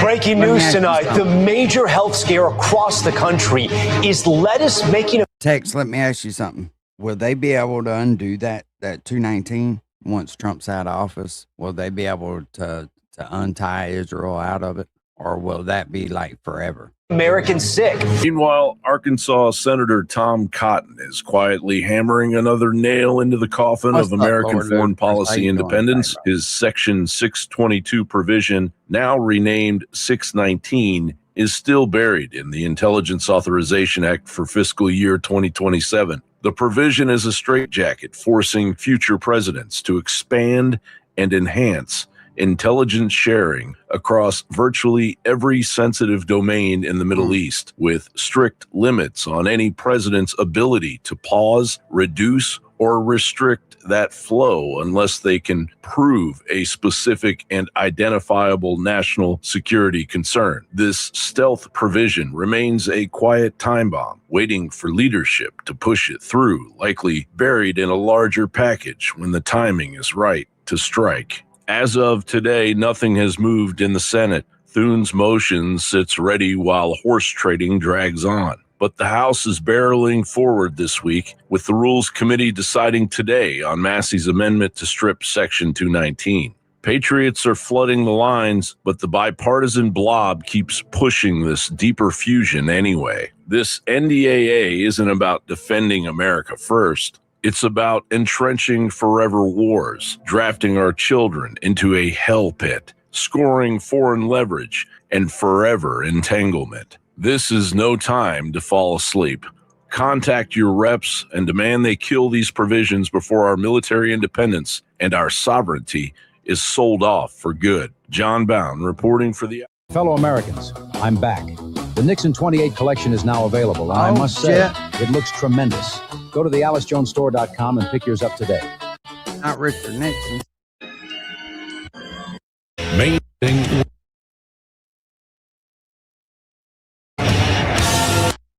Why does he add all this in there?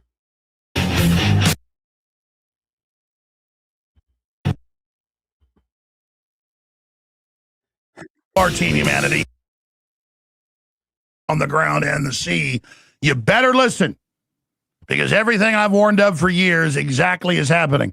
Everything Tulsi Gabbard and Joe Kent warned of 150 days ago, 5 days before Israel struck Iran and drug us in. And now we've got Netanyahu and Ben-Gvir and Smotrich, their finance minister. I played the clip last hour saying this is ideal. The Americans are doing it all and paying for it. We started it, and now we keep the strait closed, and it hurts Iran. No mention of the world. No mention of the fertilizer cutoff. No mention of the UN even estimating 50 million will starve to death with current numbers next year, with a third of the world's fertilizer not going through. Half the U.S. farmers, the Farm Bureau reports, couldn't even buy fertilizer. It cost too much. Or the diesel. Russia stopped exporting diesel. Much of their energy system's blown up. Much of our energy system's now been destroyed or disrupted. And if you look at Matt Bracken's map, and we got even more interactive ones, that's an energy war. 500 kilometers from Ukraine and Western Russia right down to Iran. The Strait of Hormuz is 500 kilometers, 700 total. That's an energy war right there, and that affects you. Trump promised to cut energy prices in half. Gasoline is double. Diesel's more than double. Electricity, 18% increase. Gasoline is not double, not yet.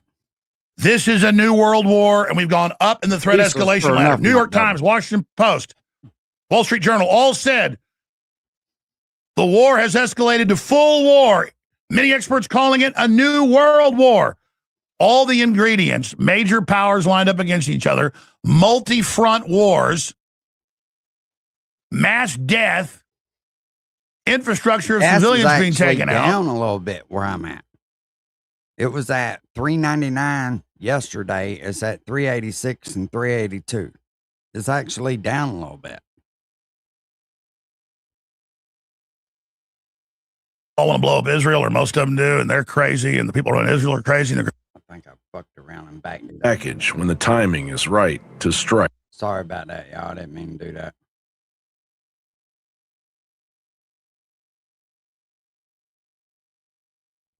Iran-Iraq war in the 80s, and there's no discussion of what's doing to everybody else. This is beyond sick. And then, if that nightmare isn't bad enough, there's one even worse. NATO and all their weapons factories shipping in more deadly drones and missiles. Thousands of attacks on Russia, hundreds on Moscow a week, blowing up their energy system. Oh, Russia's just a country, or a gas station that's a country. Oh, yeah, like we are. And I'm now trying, Kevin. their exports have been cut massively, which, again, hurts everybody. One thing I'd be the first to tell everybody, I'm not a good speaker. I'm really not. All I can do is just play what I see and just talk about it, man. But not BlackRock, not the globalists. And they now are bragging, oh, yeah, this is great. We're getting our great reset. Victor Boot joins us. That's my opening statement here. But we sit here and talk about the point of return the last few months, and I think we're basically crossing it now. Trump is leaning towards ground invasion of the entire Strait of Hormuz, which will be an unmitigated disaster. And then Trump said he increased bombing of Iran because some of our soldiers got killed. So I guess when they put them on the beach and they're all getting killed, well, we'll have to nuke them, won't we?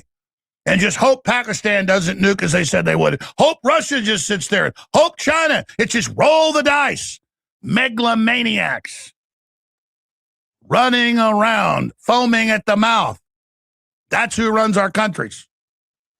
and look in the mirror, folks, and you know it. The people running the Western governments are psychotic.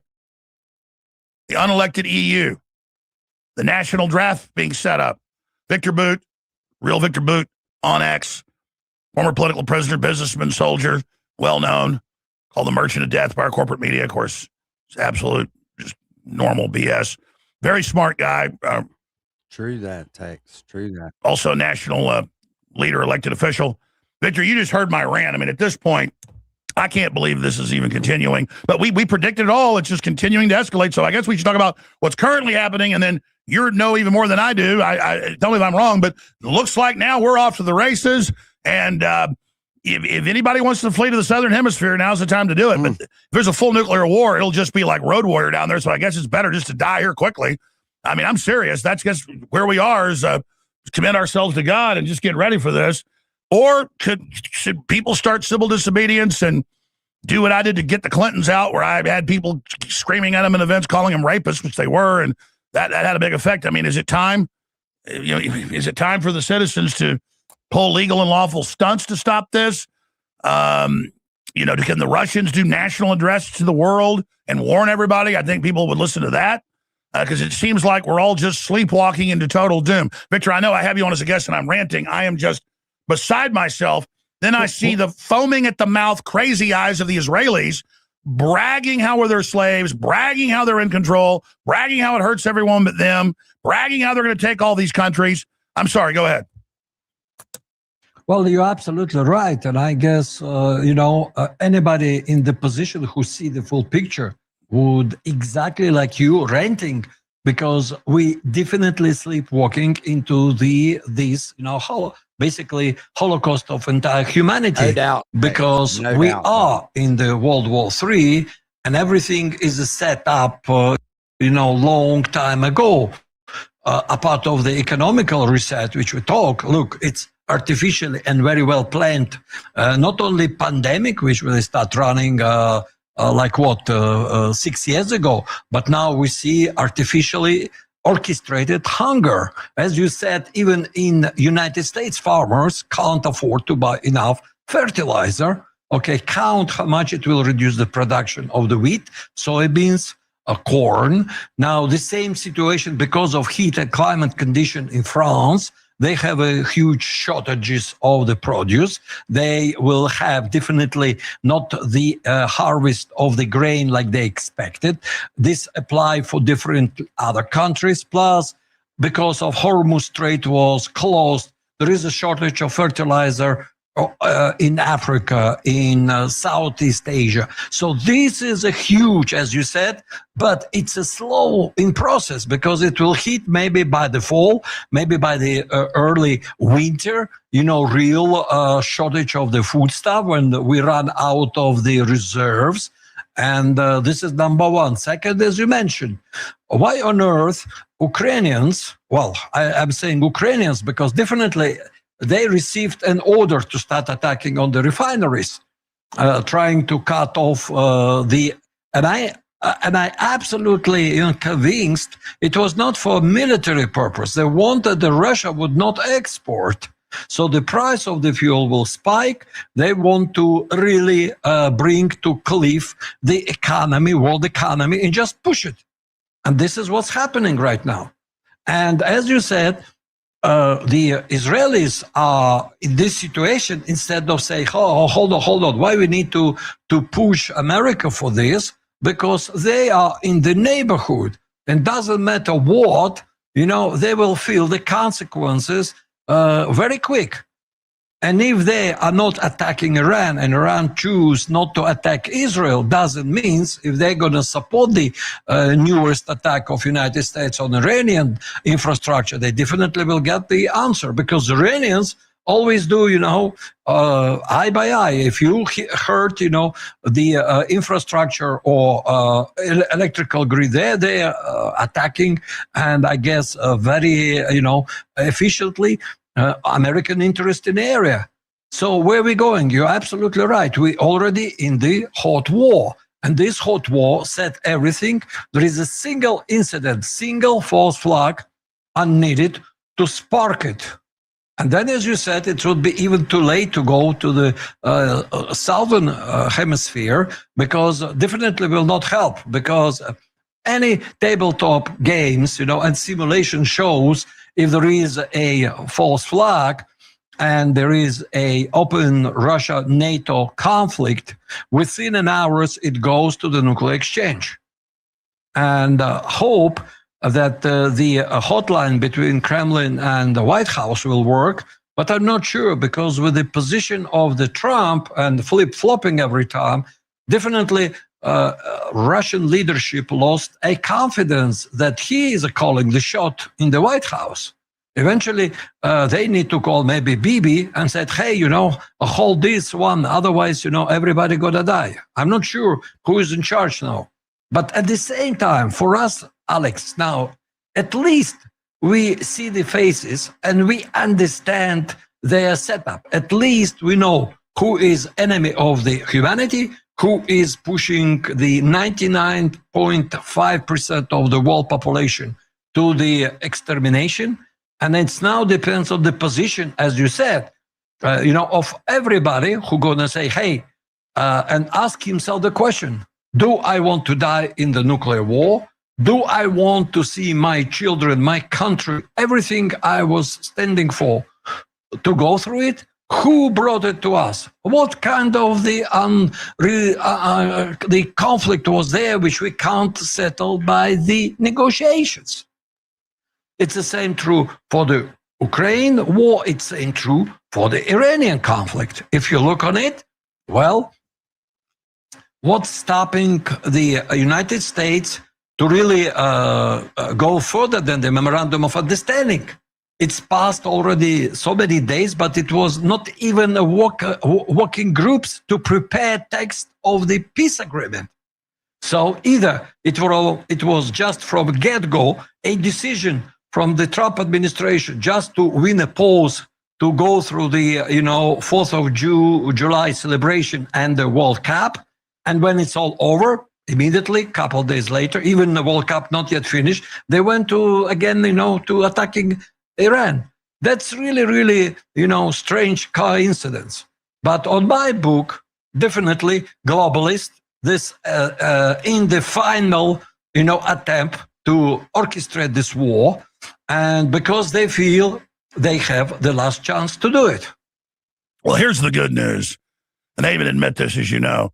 They orchestrated COVID, created the hype, ran it out of the UN and out of the White House and all of it with the World Economic Forum, got caught, blew up in their face, caused massive mistrust in them.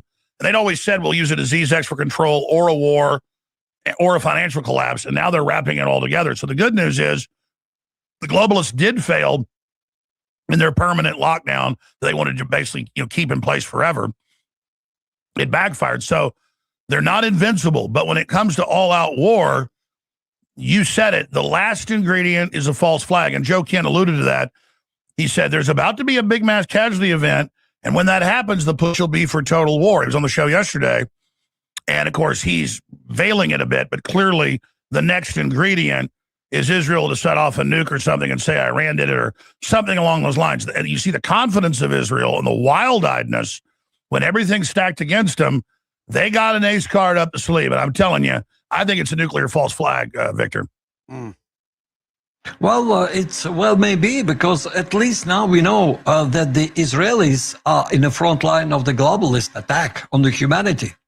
And this where we, if you would say this like 5 years ago, you would say, no, they're just trying to keep, they are surrounded by the enemies. They are surviving. They are, a very vibrant democracy. But right now we see how everything transforming so quick right in front of our eyes. As we discussed with you, I think we are, as we speak, we are living in an era when the democracy would be dead before we know it. Because, election become like, forget about election. Why we need to give our power back? We need to create a scenario where we declare the martial law, we grab the power, and then, we declare dictatorship. And that's what the EU's doing, and that's what Zelensky's done, and that's correct. Trump said, as you mentioned 6 months ago, I like that idea. let's just pull back. You're a smart guy, and I'm asking you, looking at this. When I look at the Israeli leadership's behavior, and I watch their body language carefully, these guys for years, they are all acting like they're not putting on a confidence game. They're acting megalomaniacal, like they got, wait till you see this. And when I look at it, because the final piece is how I make decisions is I have a bunch of facts, bunch of numbers, history, past behavior. Then I look at body language, and I watch long speeches of these guys. I watch them talking to people on the street, stuff they don't think I'm watching on Israeli TV, local news. They are all looking like they are supervillains. I'm telling you, they got something sneaky up their sleeve. Obviously, you keep bringing up false flags. I'm not putting words in your mouth. Obviously, you agree with that. What do you think it is, and what should we be on the lookout for? And is there some magic, nonviolent, political bullet that would trump with the opposition in Israel, or maybe he's totally controlled, just acts like he doesn't want to be controlled? I mean, how do we put the brakes on Israel that has the dominant lobby that controls Congress? Because, I mean, it does go back to Israel. Like I said, 5 years ago, Israel does some dirty tricks. They're not perfect, but they're surrounded, and, they're a great little democracy. I'm not really for it, but I don't want to blow them up. I wish they'd behave.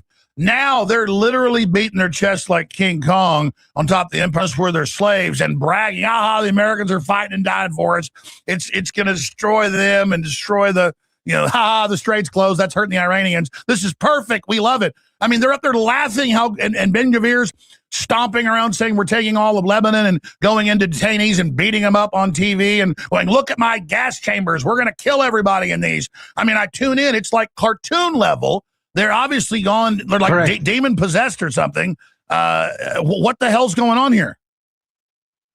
Well, first of all, let's imagine this scenario where how they can trigger, how they can put the false flag.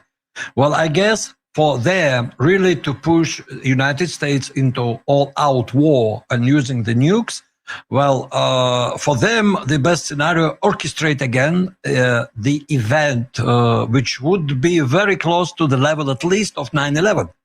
Whether it would be kind of the improvised, explosive device with a nuclear, like a dirty bomb in the United States for one ship and blame it on Iran. And then this would be outrage, and without thinking, they would go nuclear over the Iran. So this, of course, will trigger Pakistan, China, Russia also to respond. And this is where, then there is all, breaks off, and we are in unpredictable zone. And God save us if that time, the direct, quick telephone conversation will stop it right there.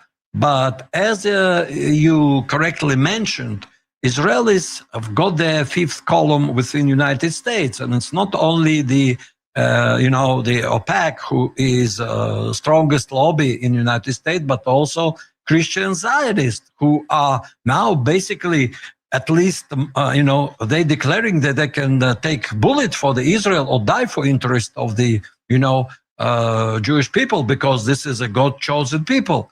And this all elements, when you start to carefully analyzing them, telling us, yes, we are basically right on the verge of these events. And we need to be not extremely careful. But the main question is now what we can do to stop it, because merely exposure, like it works even several years ago, when you expose something before they're planning something, usually they will just say, never mind, we never plan it, we never this, because if you, expose them at the right moment, you destroy their plan. Right now, as you mentioned, they're megalomaniacs, and for them, whether you expose them or not, they're already in such state of mind, they don't care whether you expose them or not. They just, like those lunatics, they go, as amok onto their target, they fix on it. And there is no logic. You can't argue with them. They already decided and they go for it. So the only way, I think, this is the right moment for humanity to see what is the best way, how we can stop it. Because now the issue is survival of humanity. It's not any more issue. Well, yeah, would be conflict, there is a certain interest, there is economy, because believe me, if everything goes with the way it's going, within 6 months, there would be no economy, would be no international trade, would be destroy financial system, and how it affects each of us. Well, very simple. Think of this. Would be no supply of the medicine. Would be shortages with electricity, shortages of all equipment we depend now on. And then basically, and you mentioned it like what, 10, 15 years ago. Think what will happen if the big megapolises will stay without electricity. In 3 days, all civilization and humanity is over. Victor, stay there. And here's what's so sad. We're not even being strong enough here. It's worse than we're saying. We're at the worst period humanity's ever been right now. We are on the verge of total destruction. I'm extremely excited about this. We always have the strongest turmeric at the AlexJonesStore.com, and the capsules are 95% curcuminoid. That is the strongest in the market. So the very same great manufacturer that made this made it as a amazing, works better than my dad or my wife. 95 better. Sign up.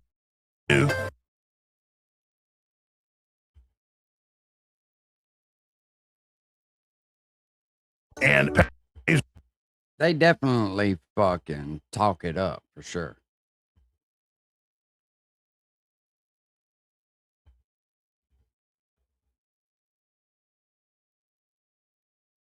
Is a false flag. The strongest part, but ginger root concentrated, Zing beer aficionado half dropper of the very without pepper ginger, and it funds this in your profiles on top of future orders. It's locked in for you if you choose to keep it locked in. Censored on.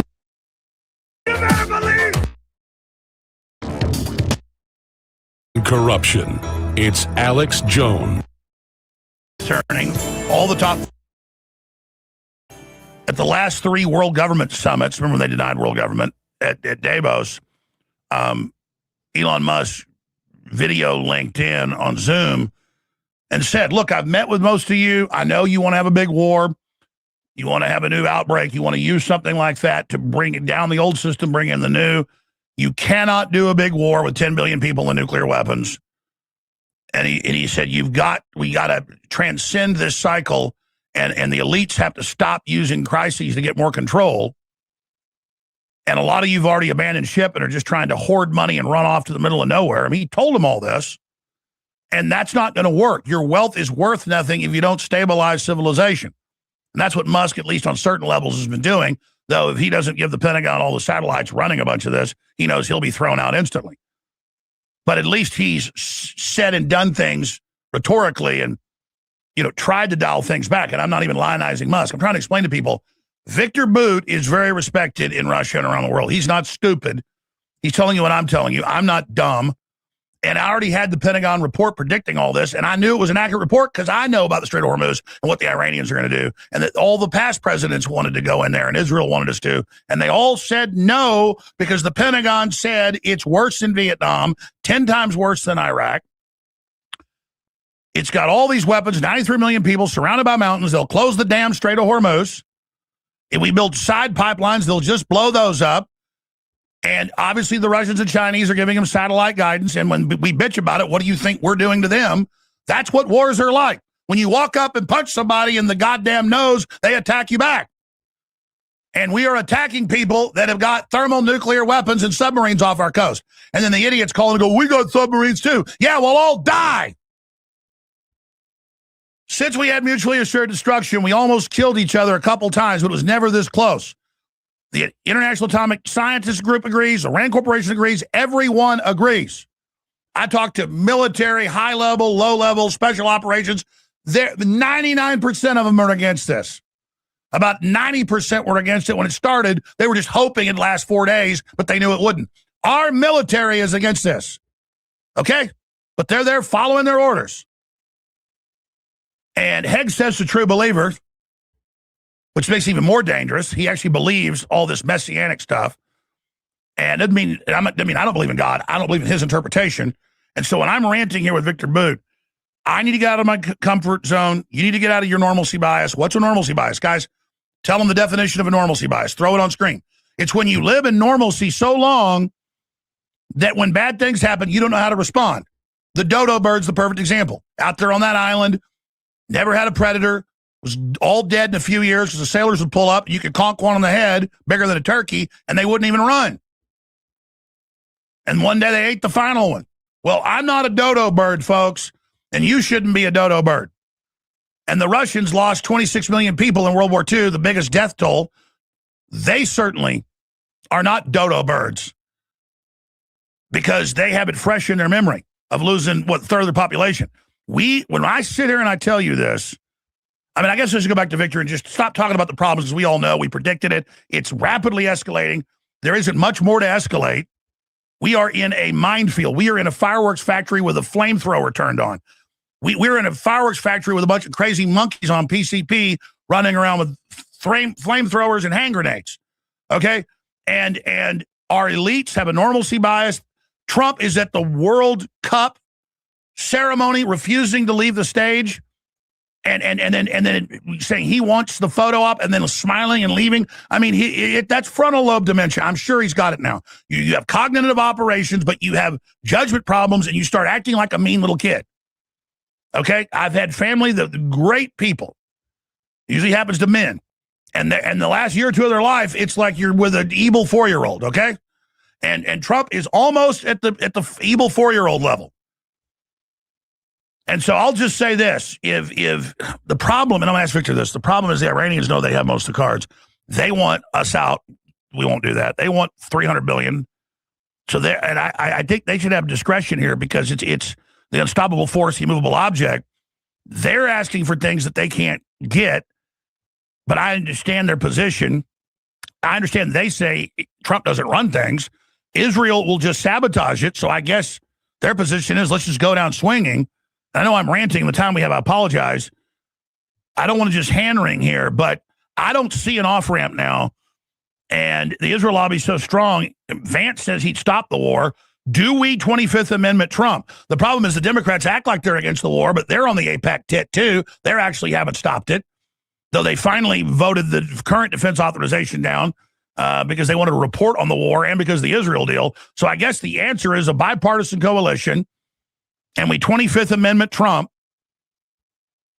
And I guess that's what has to be done. Victor, what do you think? Well, I guess majority of Republicans or Democrats, for matter of this fact, been installed by the same, group who, whether you call it swamp or deep state, and they controlling all these guys who are pretending to be independent politicians. So that's why we don't see any attempt, or at least organized attempt, to impeach the Trump, or at least to bring the bill on the floor to limit all the capacity to start the war, because the Trump playing this, pony show, telling, oh, it's only for a couple of days, then I stop, then, there is a legal loopholes. I don't need ask the Congress for authorization or for the military action because it's less than 60 days. And the post is not counting. So this is in the one, side of this story. But that's not only important one. Definitely Trump is not the final person who taking the decision. Yes, there is a huge Israeli lobby. You're absolutely right. But I think the globalist lobby, where Israelis now openly become as we said, a hit squad of the globalists, at least announcing their plan and let them go and run, and using, America as, their big, hammer to crash and get what they want. The problem is we see for past 4 years, Europe basically completely committed economical suicide. And how are you going to push and prepare the population for the war? Well, make scenario. There is no job. There is a hunger. Where are you going to go? Well, if you adult man, you're able to grab the gun. This is your gun. Go and fight. Where are you going to fight? Well, we're going to fight Russia. Why the Russia important? Well, we need to create scenario because I guess they prepared the plan. And accordingly, if we see how the Biden was, stating this stage before 2022, and Russia apparently, strike first. They've been unprepared. But think of this, in this all what we're seeing right now, that the Russian position was really very restrained for only one reason, because I guess globalists expected way more, stronger reaction from the Russian side, not the limited military operation or special military operation where we've been for past 4 years, hitting. Well, you said it. I mean, Putin assessed he's dealing with inbred psychotic royalty that runs the unelected EU Commission, and dealing with a bunch of crazy Zionists. And so where does that go now? Because now Russia obviously got its finger on the trigger. Correct. The problem is, at least for the 4 years, idea of the Russian leadership was, finally, look, you've got to have some adult in that, they care, who gonna come and finally, restrain these kids who start running and, basically trying to burn entire, kindergarten. That's what literally happening. Well, if this doesn't work, then we will see other reaction. But the problem is, again, the way to go to the full blown nuclear war is so short, as you said. It's not even, I guess, minutes. It's 5-10 seconds left. And here we are. We need at least responsible leaders who are going to say, hey, am I responsible before the God Almighty and before the nation for the future of the nation? Or I will follow up sleepwalking and destroy everything, my country, everything I knew. And as you correctly mentioned, if before I was convinced that at least globalists, what is their main purpose? They amass the money. And as you mentioned just recently, Elon Musk told them, hey, don't play with this, otherwise you will, basically destroy everything you have, because this kind of conflict gonna destroy all wealth accumulated. And here we now facing, apparently, yes, there is a reasonable logic for those who would think, yes, why they will go for the war, because this definitely will bring a destruction of everything they have. But apparently, if you go as zealots, those people who are having in their eyes, like a zombie, they now more, believers than anything else, whether they believe in God or in Satan, with them you can't argue anymore. And here the dilemma we've got. And I guess this is maybe first time in history of the humankind, because our technology in such level that if I would say 1,000 years ago, okay, any local war, will not hurt majority of population. Well, then we used to see the First World War. Yes, it's affected, but mainly. When it comes to what's in your bag, size That matters. dude's microphone The original so bag. fucked up, Choose I from can't- full-size This is starting to favorites. give me a Start damn headache. That we need to protect our troops wherever our president directs them, that we need to protect our partners and allies, and that the dangerous radical Iranian regime should never possess a nuclear weapon. I think we agree on all of these core basic points. Where I think we may disagree is on this supplemental and on the strategic choices made to achieve some of these core goals. We're 143 days into a war with Iran, a war of choice that we started with Israel, but did not include, consult, or incorporate our core allies, our NATO allies, our regional allies, the American people, and Congress. And the reason to consult and include our allies and Congress and the American people is so that when the costs and the length of a war extend beyond what we'd initially imagined, the American people and their representatives in Congress understand that sacrifice and can continue to support it. I think your first strategic mistake was to not consult the American people in Congress and make a clear case for the reasons behind this war. There have been many, lots offered. And I think our military has executed on the core missions: attack ballistic missile sites, sink the Blue Water Navy, attack their proxies, constrain their capacity. But I frankly think it was entirely foreseeable that Iran would close the Strait of Hormuz, would use cheap, lethal, widely available Shahed drones that they've led the world in manufacturing to attack our bases, our troops, our partners and allies and impose real costs. Higher costs in fertilizer, in fuel, higher costs for the world, and tragically, increasingly higher human costs for us and for our troops. So 2 questions, 2 general lines of questioning, if I could. Mr. Secretary, your question says, without these supplemental funds, we will face critical shortfalls that threaten our ability to pay our service members and sustain global operations without disruption. You've been asked repeatedly, there's $75 billion appropriated but unobligated. Can we really not avoid critical short-term shortfalls? What does that mean about the budget management within the department in terms of unexpected and unbudgeted wars? First, Operation Southern Spear, and then Operation Epic Fury. I would just note, I was sort of updated, 95% of that One Big Beautiful Bill funding will be allocated by the end of September in accordance with congressional intent. So these are things we said we would spend, and we told you we would spend them on, and we plan to spend them on those things by the end of September. So this is a new request based on new realities of a world we face, stepping up to meet that moment. And forgive me, Mr. Secretary, but that's news to me, that $75 billion will be out the door, appropriated, allocated and spent by September. And I was simply questioning how we have ships running out of fuel in the open seas and planes being grounded. And I didn't say ships were running out of fuel in open seas or planes were grounded. I'm saying we have to make trade-offs. Maintenance accounts are everything our running out of money. troops need on the battlefield, they're getting in spades and beyond.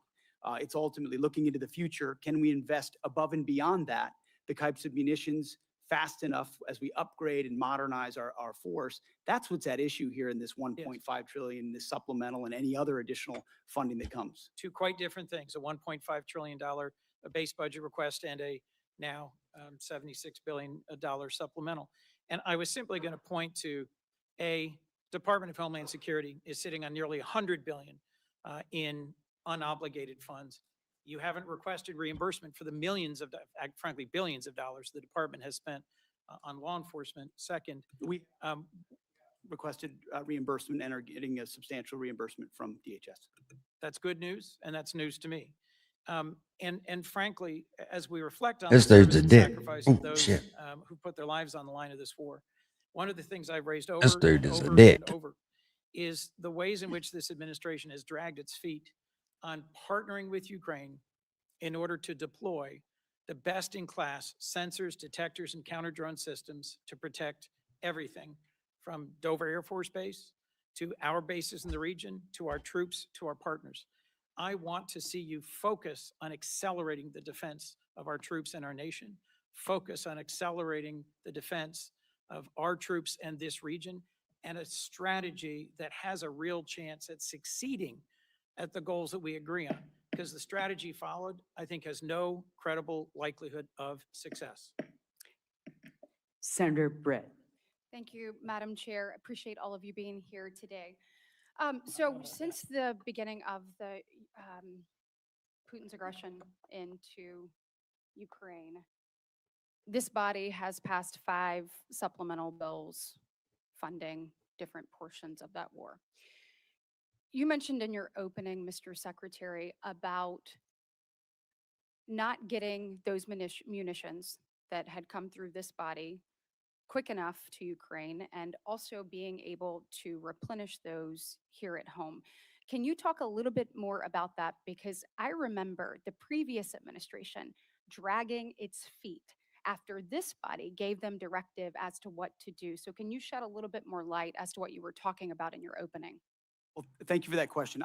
Sometimes we forget recent history, which under the Biden administration, there were 5 supplemental requests for Ukraine, which almost every member of this body voted for to send rapidly in a bipartisan fashion for something that this committee and the administration deemed to be urgent.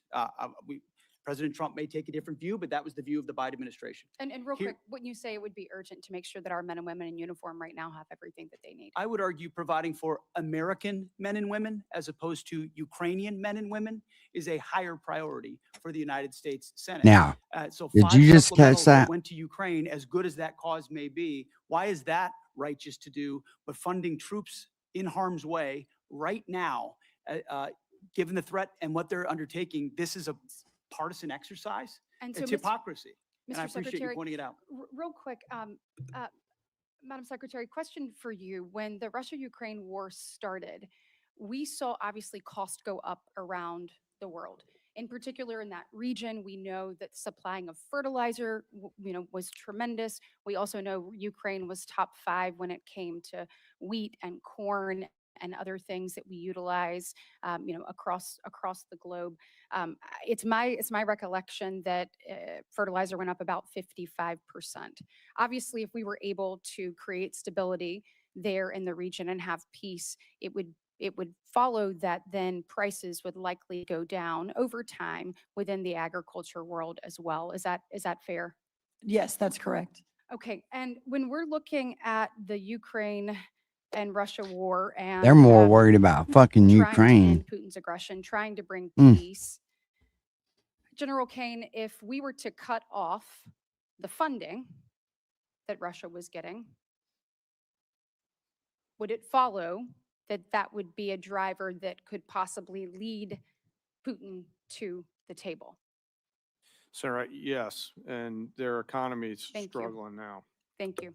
And we also know, I saw reports this weekend that it is said that possibly Russia and China, which I know you can't comment on right now, but are actually I'm Lieutenant Governor Jay Collins. Jay Collins is the Chuck Norris of Florida politics. Alongside Governor DeSantis, we passed constitutional carry and protected parental rights.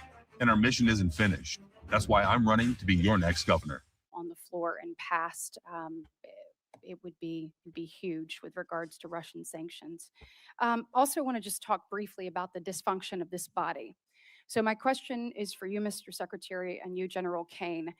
I would have to think that our adversaries, and I believe that we need to fully fund our military, making sure that our war fighter is the best ready, trained, and equipped across the planet. I think we have an obligation and a duty to not only meet the needs of the moment, but to also look at what's to come and be preparing for that. You talked about an insurance policy. You talk about what we need to do. Then now is the time to do those things. But I would have to think that the dysfunction of this body, whether it's the full shutdown, a partial shutdown, not being able to pass NDAA, not being able to pass FISA, I would have to think that our adversaries look at that and it gives them a little bit more credence as to what they're doing abroad. Can either one of you comment on that?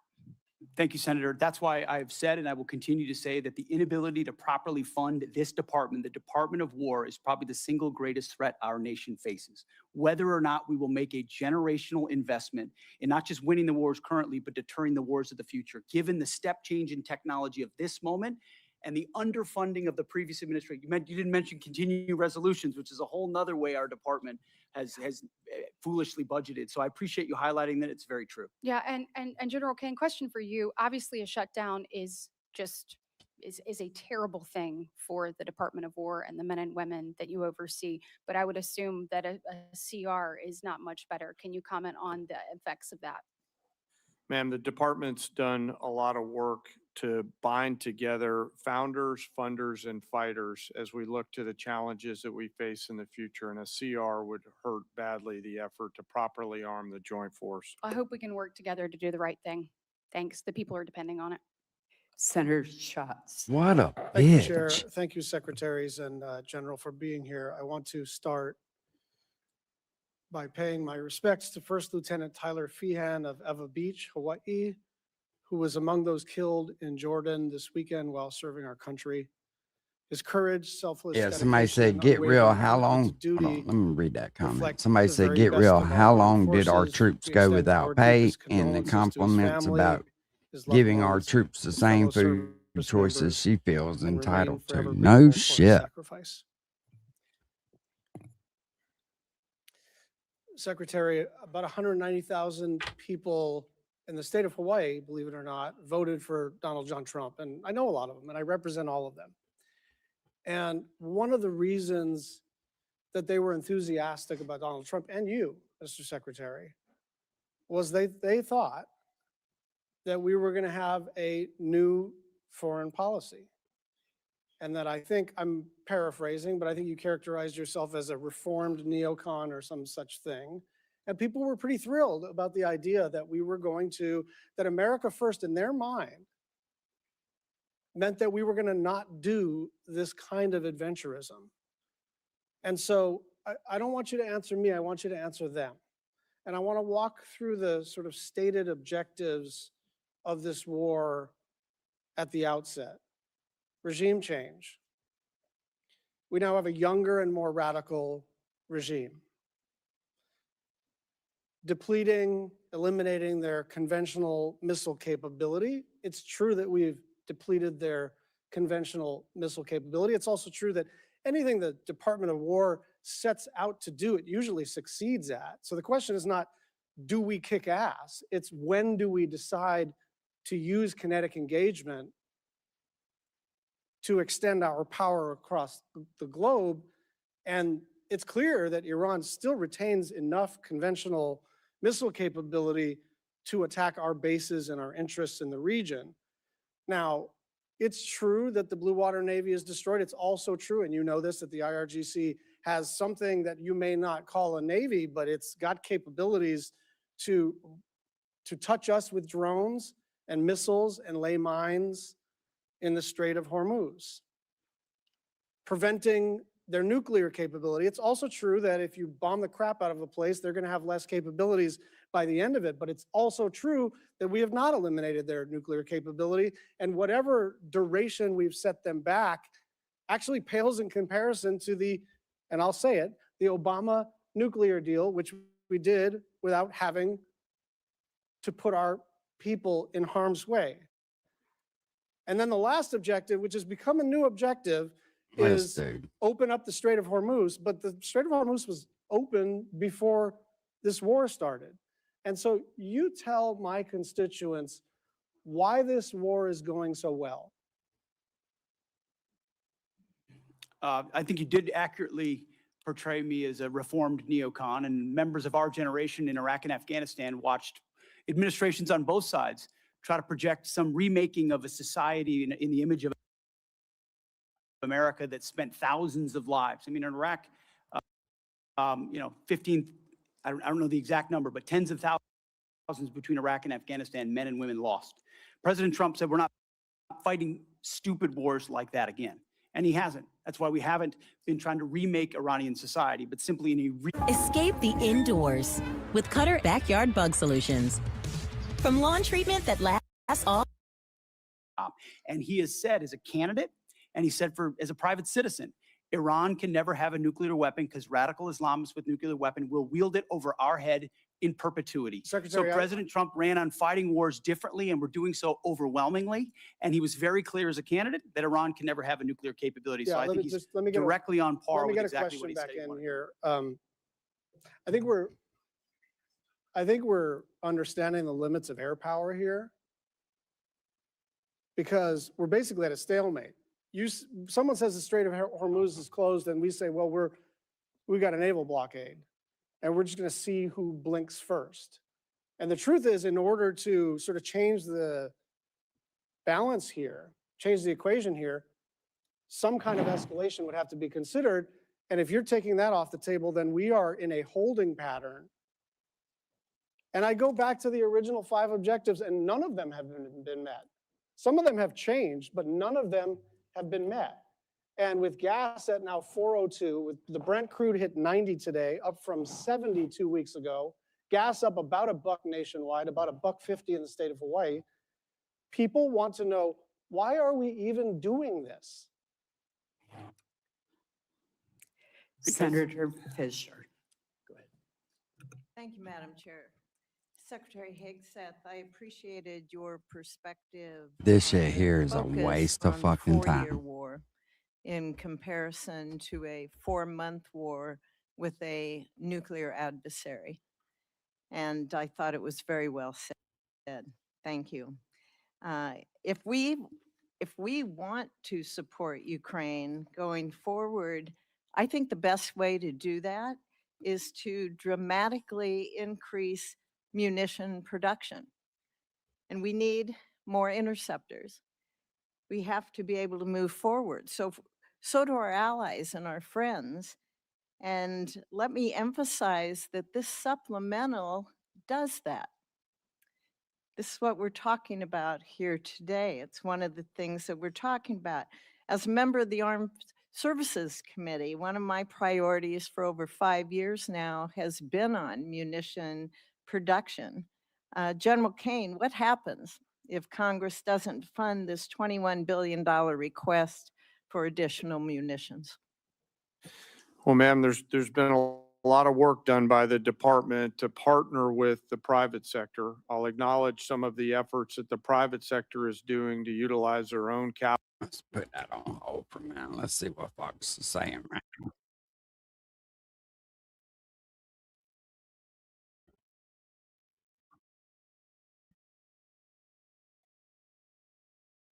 Oh, and then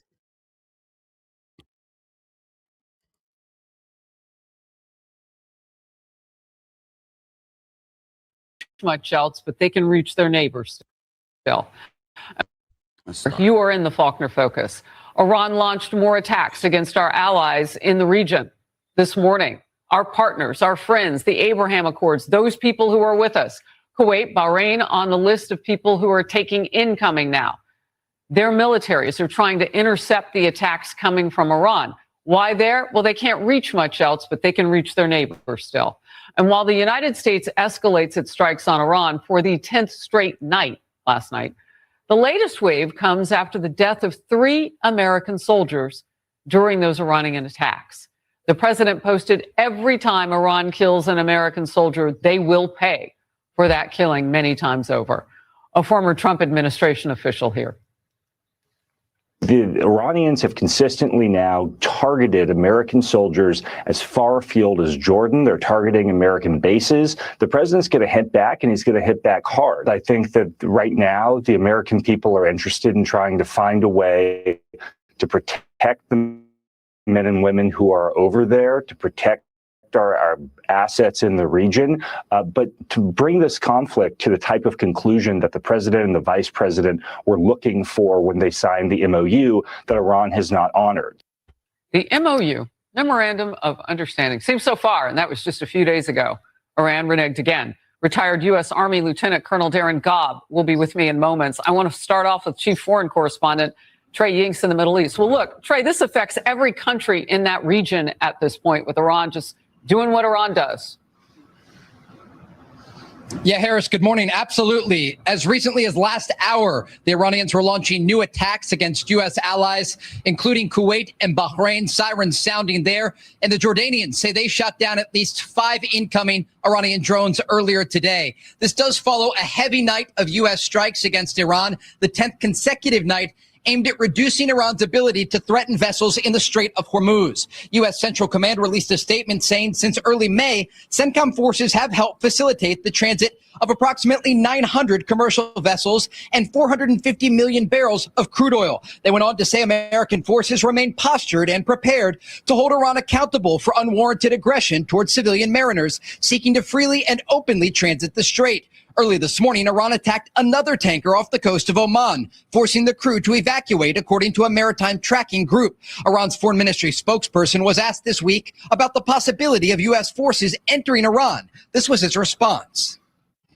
They will face the consequences. I believe there are people in those very areas, and they are not few in number, who are counting the moments until they can welcome them. The comments come as we're also tracking developments related to Lebanon. The pilot program between Israel and Lebanon is now underway. In at least one Lebanese village, the IDF has withdrawn to allow Lebanese forces to take over. This is part of a joint effort to reduce the influence of Hezbollah in southern Lebanon.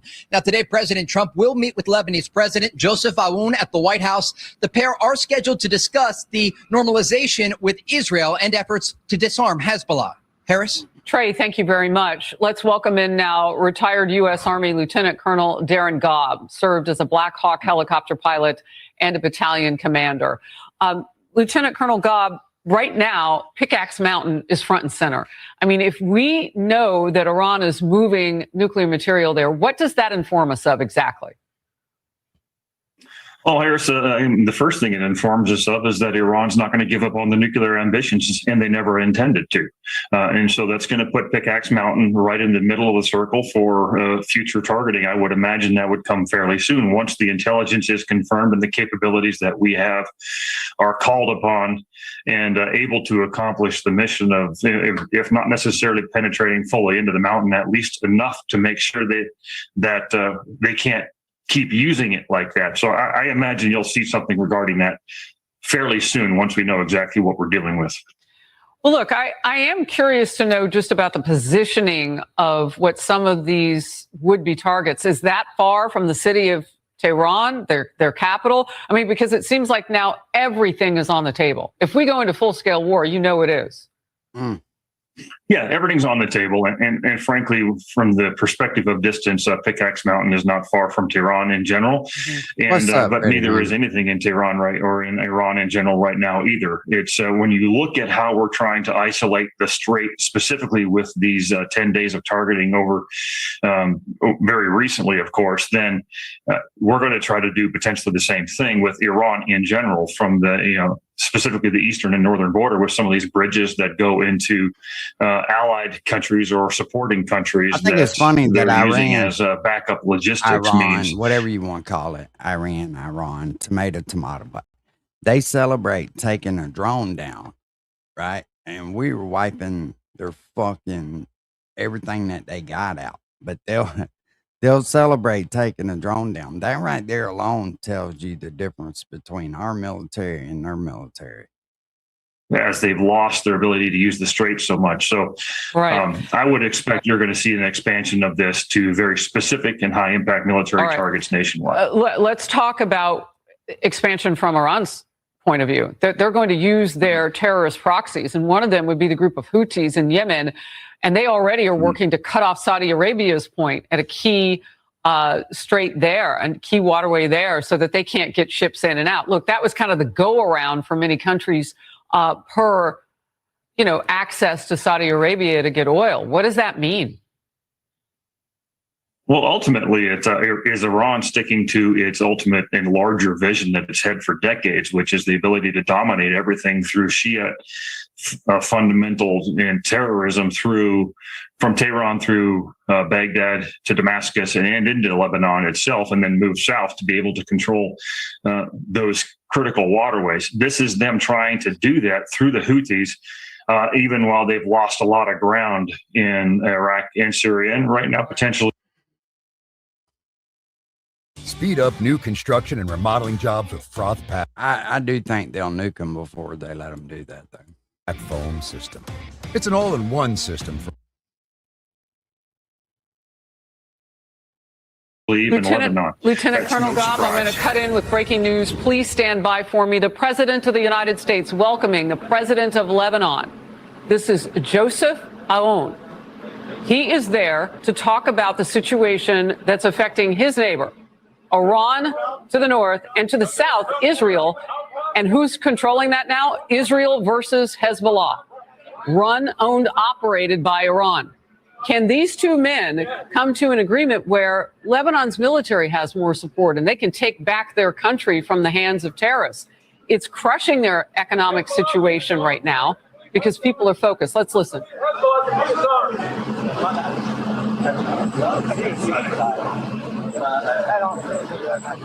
Here, I'll tell y'all what he said. Hey, nice to meet you. It's fucking hot out here. Would you like to come inside and get in the air conditioner and maybe get a glass of water or something?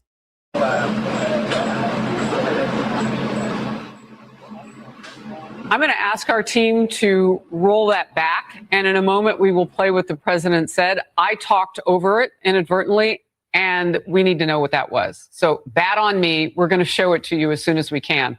I'm going to bring back now the Lieutenant Colonel Darren Gobb to talk a little bit about the importance of this relationship. If Lebanon can get hold of its military and take back territory and crush the capabilities of Hezbollah, how does that change the game? changes in the Middle East significantly. Hezbollah has always been the bookend of what Tehran was trying to do to reach specifically the Mediterranean and plant themselves on the northern border of Israel with a fundamentalist Shia group that they controlled. And we're talking about a militia that is 100,000 or so in strength and gained a lot of strength since they were freed up and just prior to the Gulf War in 1991 when Syria invaded and basically A planted quote from Square would be like, ow, that hurts, not so hard. Hezbollah there. So Trump and meeting President Aoun, by the way, who's the only Christian leader in the Middle East right now or of the country, is a significant conversation. One, can Israel withdraw from the south, and can Lebanon then take that vacuum, that power vacuum, and fill it rather than let Hezbollah do it? And if they can't do it on their own, what do they need to accomplish that? And frankly, you know, the French should be part of this because they're the ones who've had the mandate in Lebanon for many, many years. They should be very interested in watching this as well. But there's a potential here for a significant change in the Middle East in general. The Israeli ambassador to the United States, who was heading up the negotiations, was on Fox last hour. Let's watch a little bit of that. We want to withdraw from Lebanon as soon as we can. We're there not because we have territorial ambitions, but we're there in order to protect our northern border so that Hezbollah will not come storming across the border as Hamas did on October 7th and slaughter our civilians or fire missiles into our towns and villages. Your reaction? Yeah, this is exactly what you would expect of Israel, especially if they know that there's a plan in place to actually fill that space with a friendly element from Lebanon, rather than what typically happens is Israel withdraw, Hezbollah moves back in, and then ultimately nothing changes. We go back to what it always was. He's going to have live at 7 o'clock. I'm kind of curious. That's the significant change that can happen as a result of this. And I think Israel is right to not have territorial ambitions, just security ambitions. And this ties into what they've also occupied in a little bit of southern Syria as well. And if you can put that together, what you've got is a much more secure ally in Israel. You know, it's interesting. I wrote down what you said. Israel cannot have territorial ambitions in all of this in order for this to work. I hear a little bit of warning or caution toward Israel with that. How problematic has that been? Well, it's always been problematic because it's used as an excuse by the nations around them as a bit of a hammer against Israel. They're just going to call them an imperialist power and try to, you know, put them back in their box per se. And so I'm not saying that Israel shouldn't look to secure their own borders, but expansionism with Israel has always been a challenge too, because as I said, other nations will keep using it. But I don't think Israel wants to necessarily expand where they live right now. They just want to be left alone in a secure environment to live in what they already own. Yeah, not having their neighbors lob bombs and missiles and things into their country. So we have gone back, rolled back the tape on the president. This is a bit hard to hear. One of the reasons why I couldn't really hear him talking when I was talking, but let's watch, because I want the audience to listen up and see the president greeting the president of Lebanon in the context of, can we get a deal to have Lebanon's military take over control from Hezbollah, the terrorist army? Let's watch.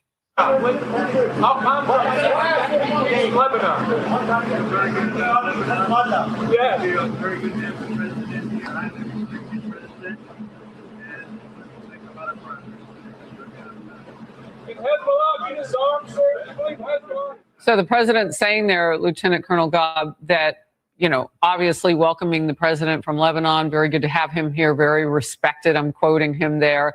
And we expect to get a lot of progress. Talk to me about short-term progress, because controlling Hezbollah is a long-term goal. I mean, the military is not control of the southern part of Lebanon, the government military. All right, let's see what I'm talking about. Escalation in the Middle East as we await President Trump's top military leaders on the Hill. You'll see and hear from them in a matter of hours. Meanwhile, Israeli forces on high alert as the president considers the possibility of a return to full-scale war against Iran. That would include the Israelis also. Dr. Michael Leiter, Israeli ambassador to the U.S. Sir, thank you for your time, for being here today, Doctor. Good morning, Bill. Yeah, there are a number of things to talk about. I want to talk about Lebanon. I want to talk about Iran. I want to talk about Benjamin Netanyahu here in New York. First of all, on Lebanon. There was a pilot program being considered where Lebanese soldiers would move into towns in southern Lebanon and relieve the Israeli soldiers, and they would be left to defend unless Hezbollah came to go to battle with them. Wall Street Journal, the U.S. puts one's unthinkable ideas on the table to try and disarm Hezbollah. Doctor, do you think this is a good idea? Well, actually, I'm heading up the negotiations on behalf of Israel with the Lebanese, and it was an idea that we've advanced from the very beginning of the negotiations. We want to withdraw from Lebanon as soon as we can. We're there not because we have territorial ambitions, but we're there in order to protect our northern border so that Hezbollah will not come storming across the border as Hamas did on October 7th and slaughter our civilians or fire missiles into our towns and villages. And the moment that Hezbollah is dismantled, and only when Hezbollah is dismantled, will we be able to withdraw. And the idea of the pilot zone is to create a situation where the Lebanese armed forces can gradually strengthen themselves, have vetted units that have no Hezbollah operatives in them, and can actually take hold of area so that we can withdraw and have the Lebanese sovereignty established soundly without Hezbollah either compromising their sovereignty or compromising our security. Yeah, just a quick follow-up on that. Are the Lebanese soldiers capable of defeating Hezbollah if it comes to that? Well, the Lebanese army needs support. It needs support from us, from all its friends. It needs a vetting because some of the units have been infiltrated by Hezbollah operatives. It needs better training. It needs more financing. But if they are committed to actually dismantling Hezbollah, this can't be any more of this mamby-pamby. We'll accept them, to a certain extent. We've lived with them, so let's continue trying to, finesse this. This cannot be finessed with Hezbollah. Hezbollah is the long arm of Iran. Iran needs this proxy and the front line against Israel.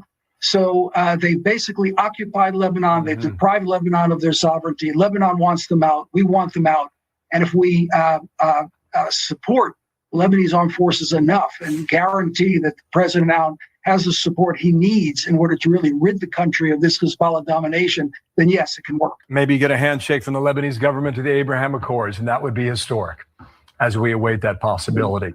Benjamin Netanyahu plans to come to New York in late September, I said. The mayor here has other plans. Roll this and listen.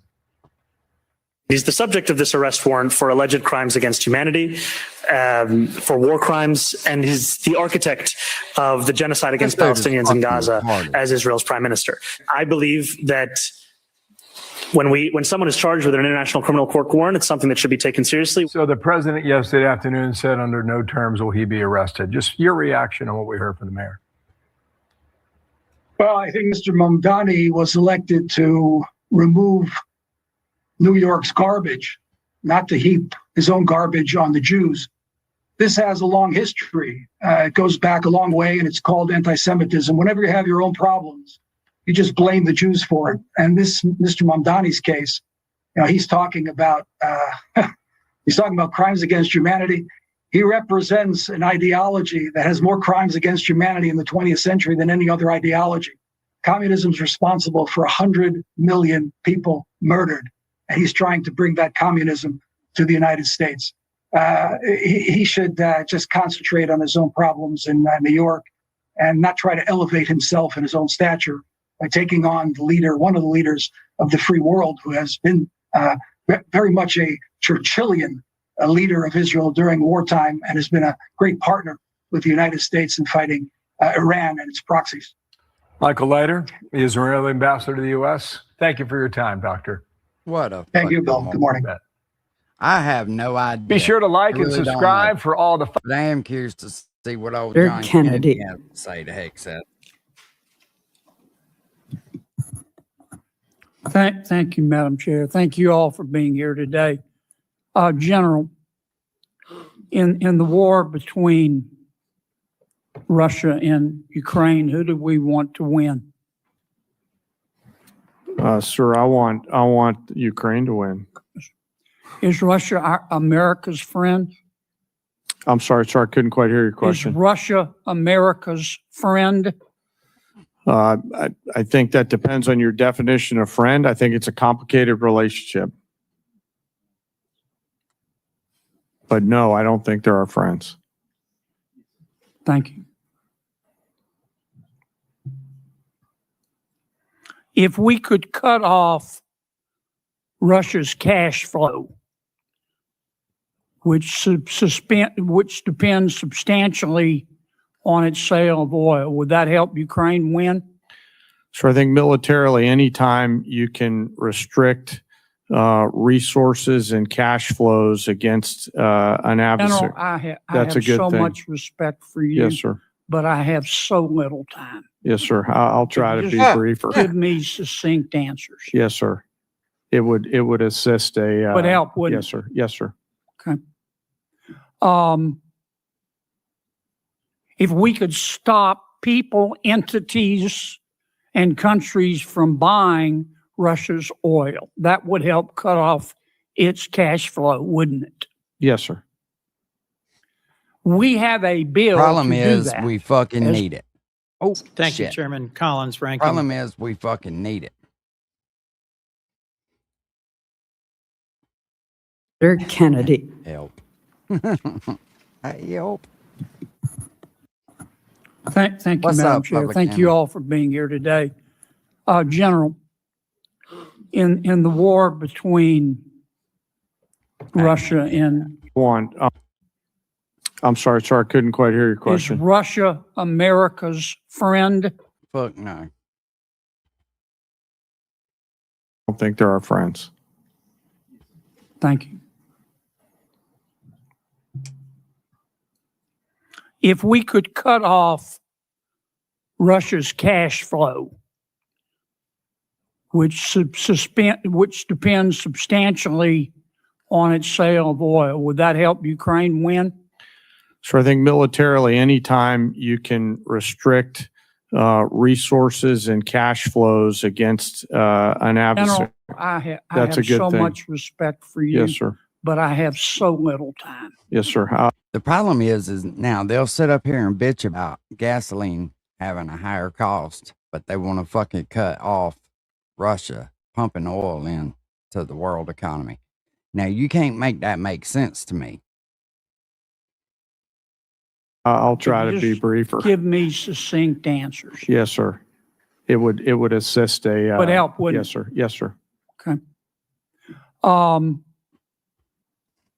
If we could stop people, entities, and countries from buying Russia's oil, that would help cut off its cash flow, wouldn't it? Yes, sir. We have a bill to do that, as I'm sure you're aware.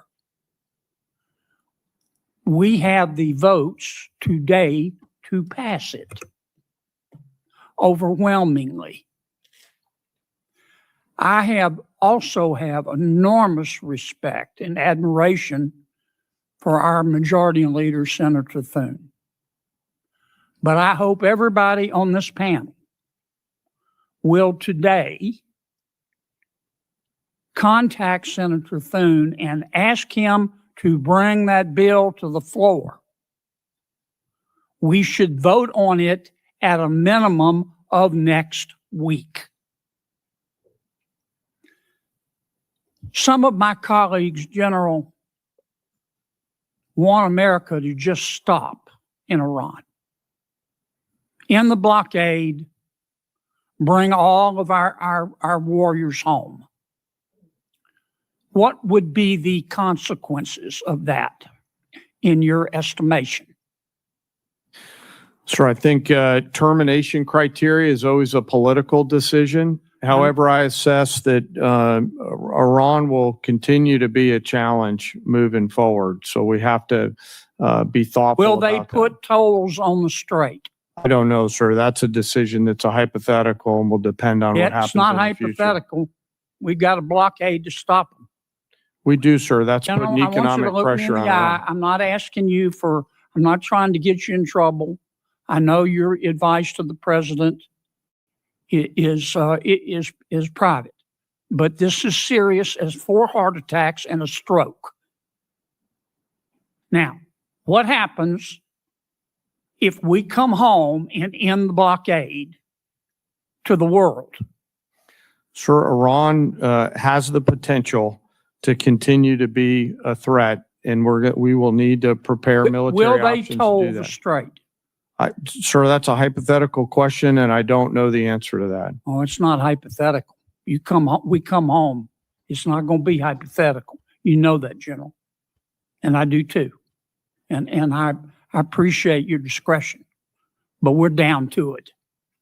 We need some hard answers and some straight talk. What'll happen, Pete? Senator, I would agree with the chairman, but the likely outcome is they would try to impose their will on the waterways in ways that Would they the toll world it? would not like. Call it a toll, call it a fee, call it an exchange, call it control. They would do something that they would try to hold it at issue. Yes, sir. Would they try to commence development again of a nuclear warhead? Part of the reason President Trump had to have the courage to do what he did after Midnight Hammer is that they didn't give up their ambitions, even though their nuclear sites had been obliterated. So this is a regime hell-bent on nuclear ambitions, and Guys, President we Trump's need been willing to straight go after it. answers. We need straight answers. Do we have the ability to destroy whatever is underneath Pickaxe Mountain? Senator, a lot of our capabilities are classified, but if anybody in the world can reach anything on God's green earth, it's the United States military, the most powerful military in the world. It's all about options and trade-offs. All right. I'm going to take a little extra time because others got it, Madam Chair. I won't abuse it. Secretary, are shrimpers farmers? Absolutely, yes. There are farmers of the sea. Are oyster harvesters farmers? Yes. In this USDA, They yes. having to compete with other countries who grow oysters and shrimp in a ditch and shoot them full of antibiotics? Yep. 100% yes. And if you eat too much of that foreign Get sick. shrimp and oysters, you'll grow an extra ear, won't you? I'm not sure about that, but I know it is not good. And I also know we Why import aren't we 90% of our inspecting shrimp. the shrimp and the oysters from abroad? Well, it goes much larger than that. Why are we importing so much from abroad, which goes to the president's trade agenda? I'm in big trouble. Yes, you are. Guys, look, we need straight answers now. We're down to it. Hi, I'm Wade from Thoroughbred Diesel, and in our almost 25 years of service, we've seen a lot. Man. We've seen That old man. All right, y'all. I've Now to the y'all main- for a while. I appreciate y'all hanging out with me.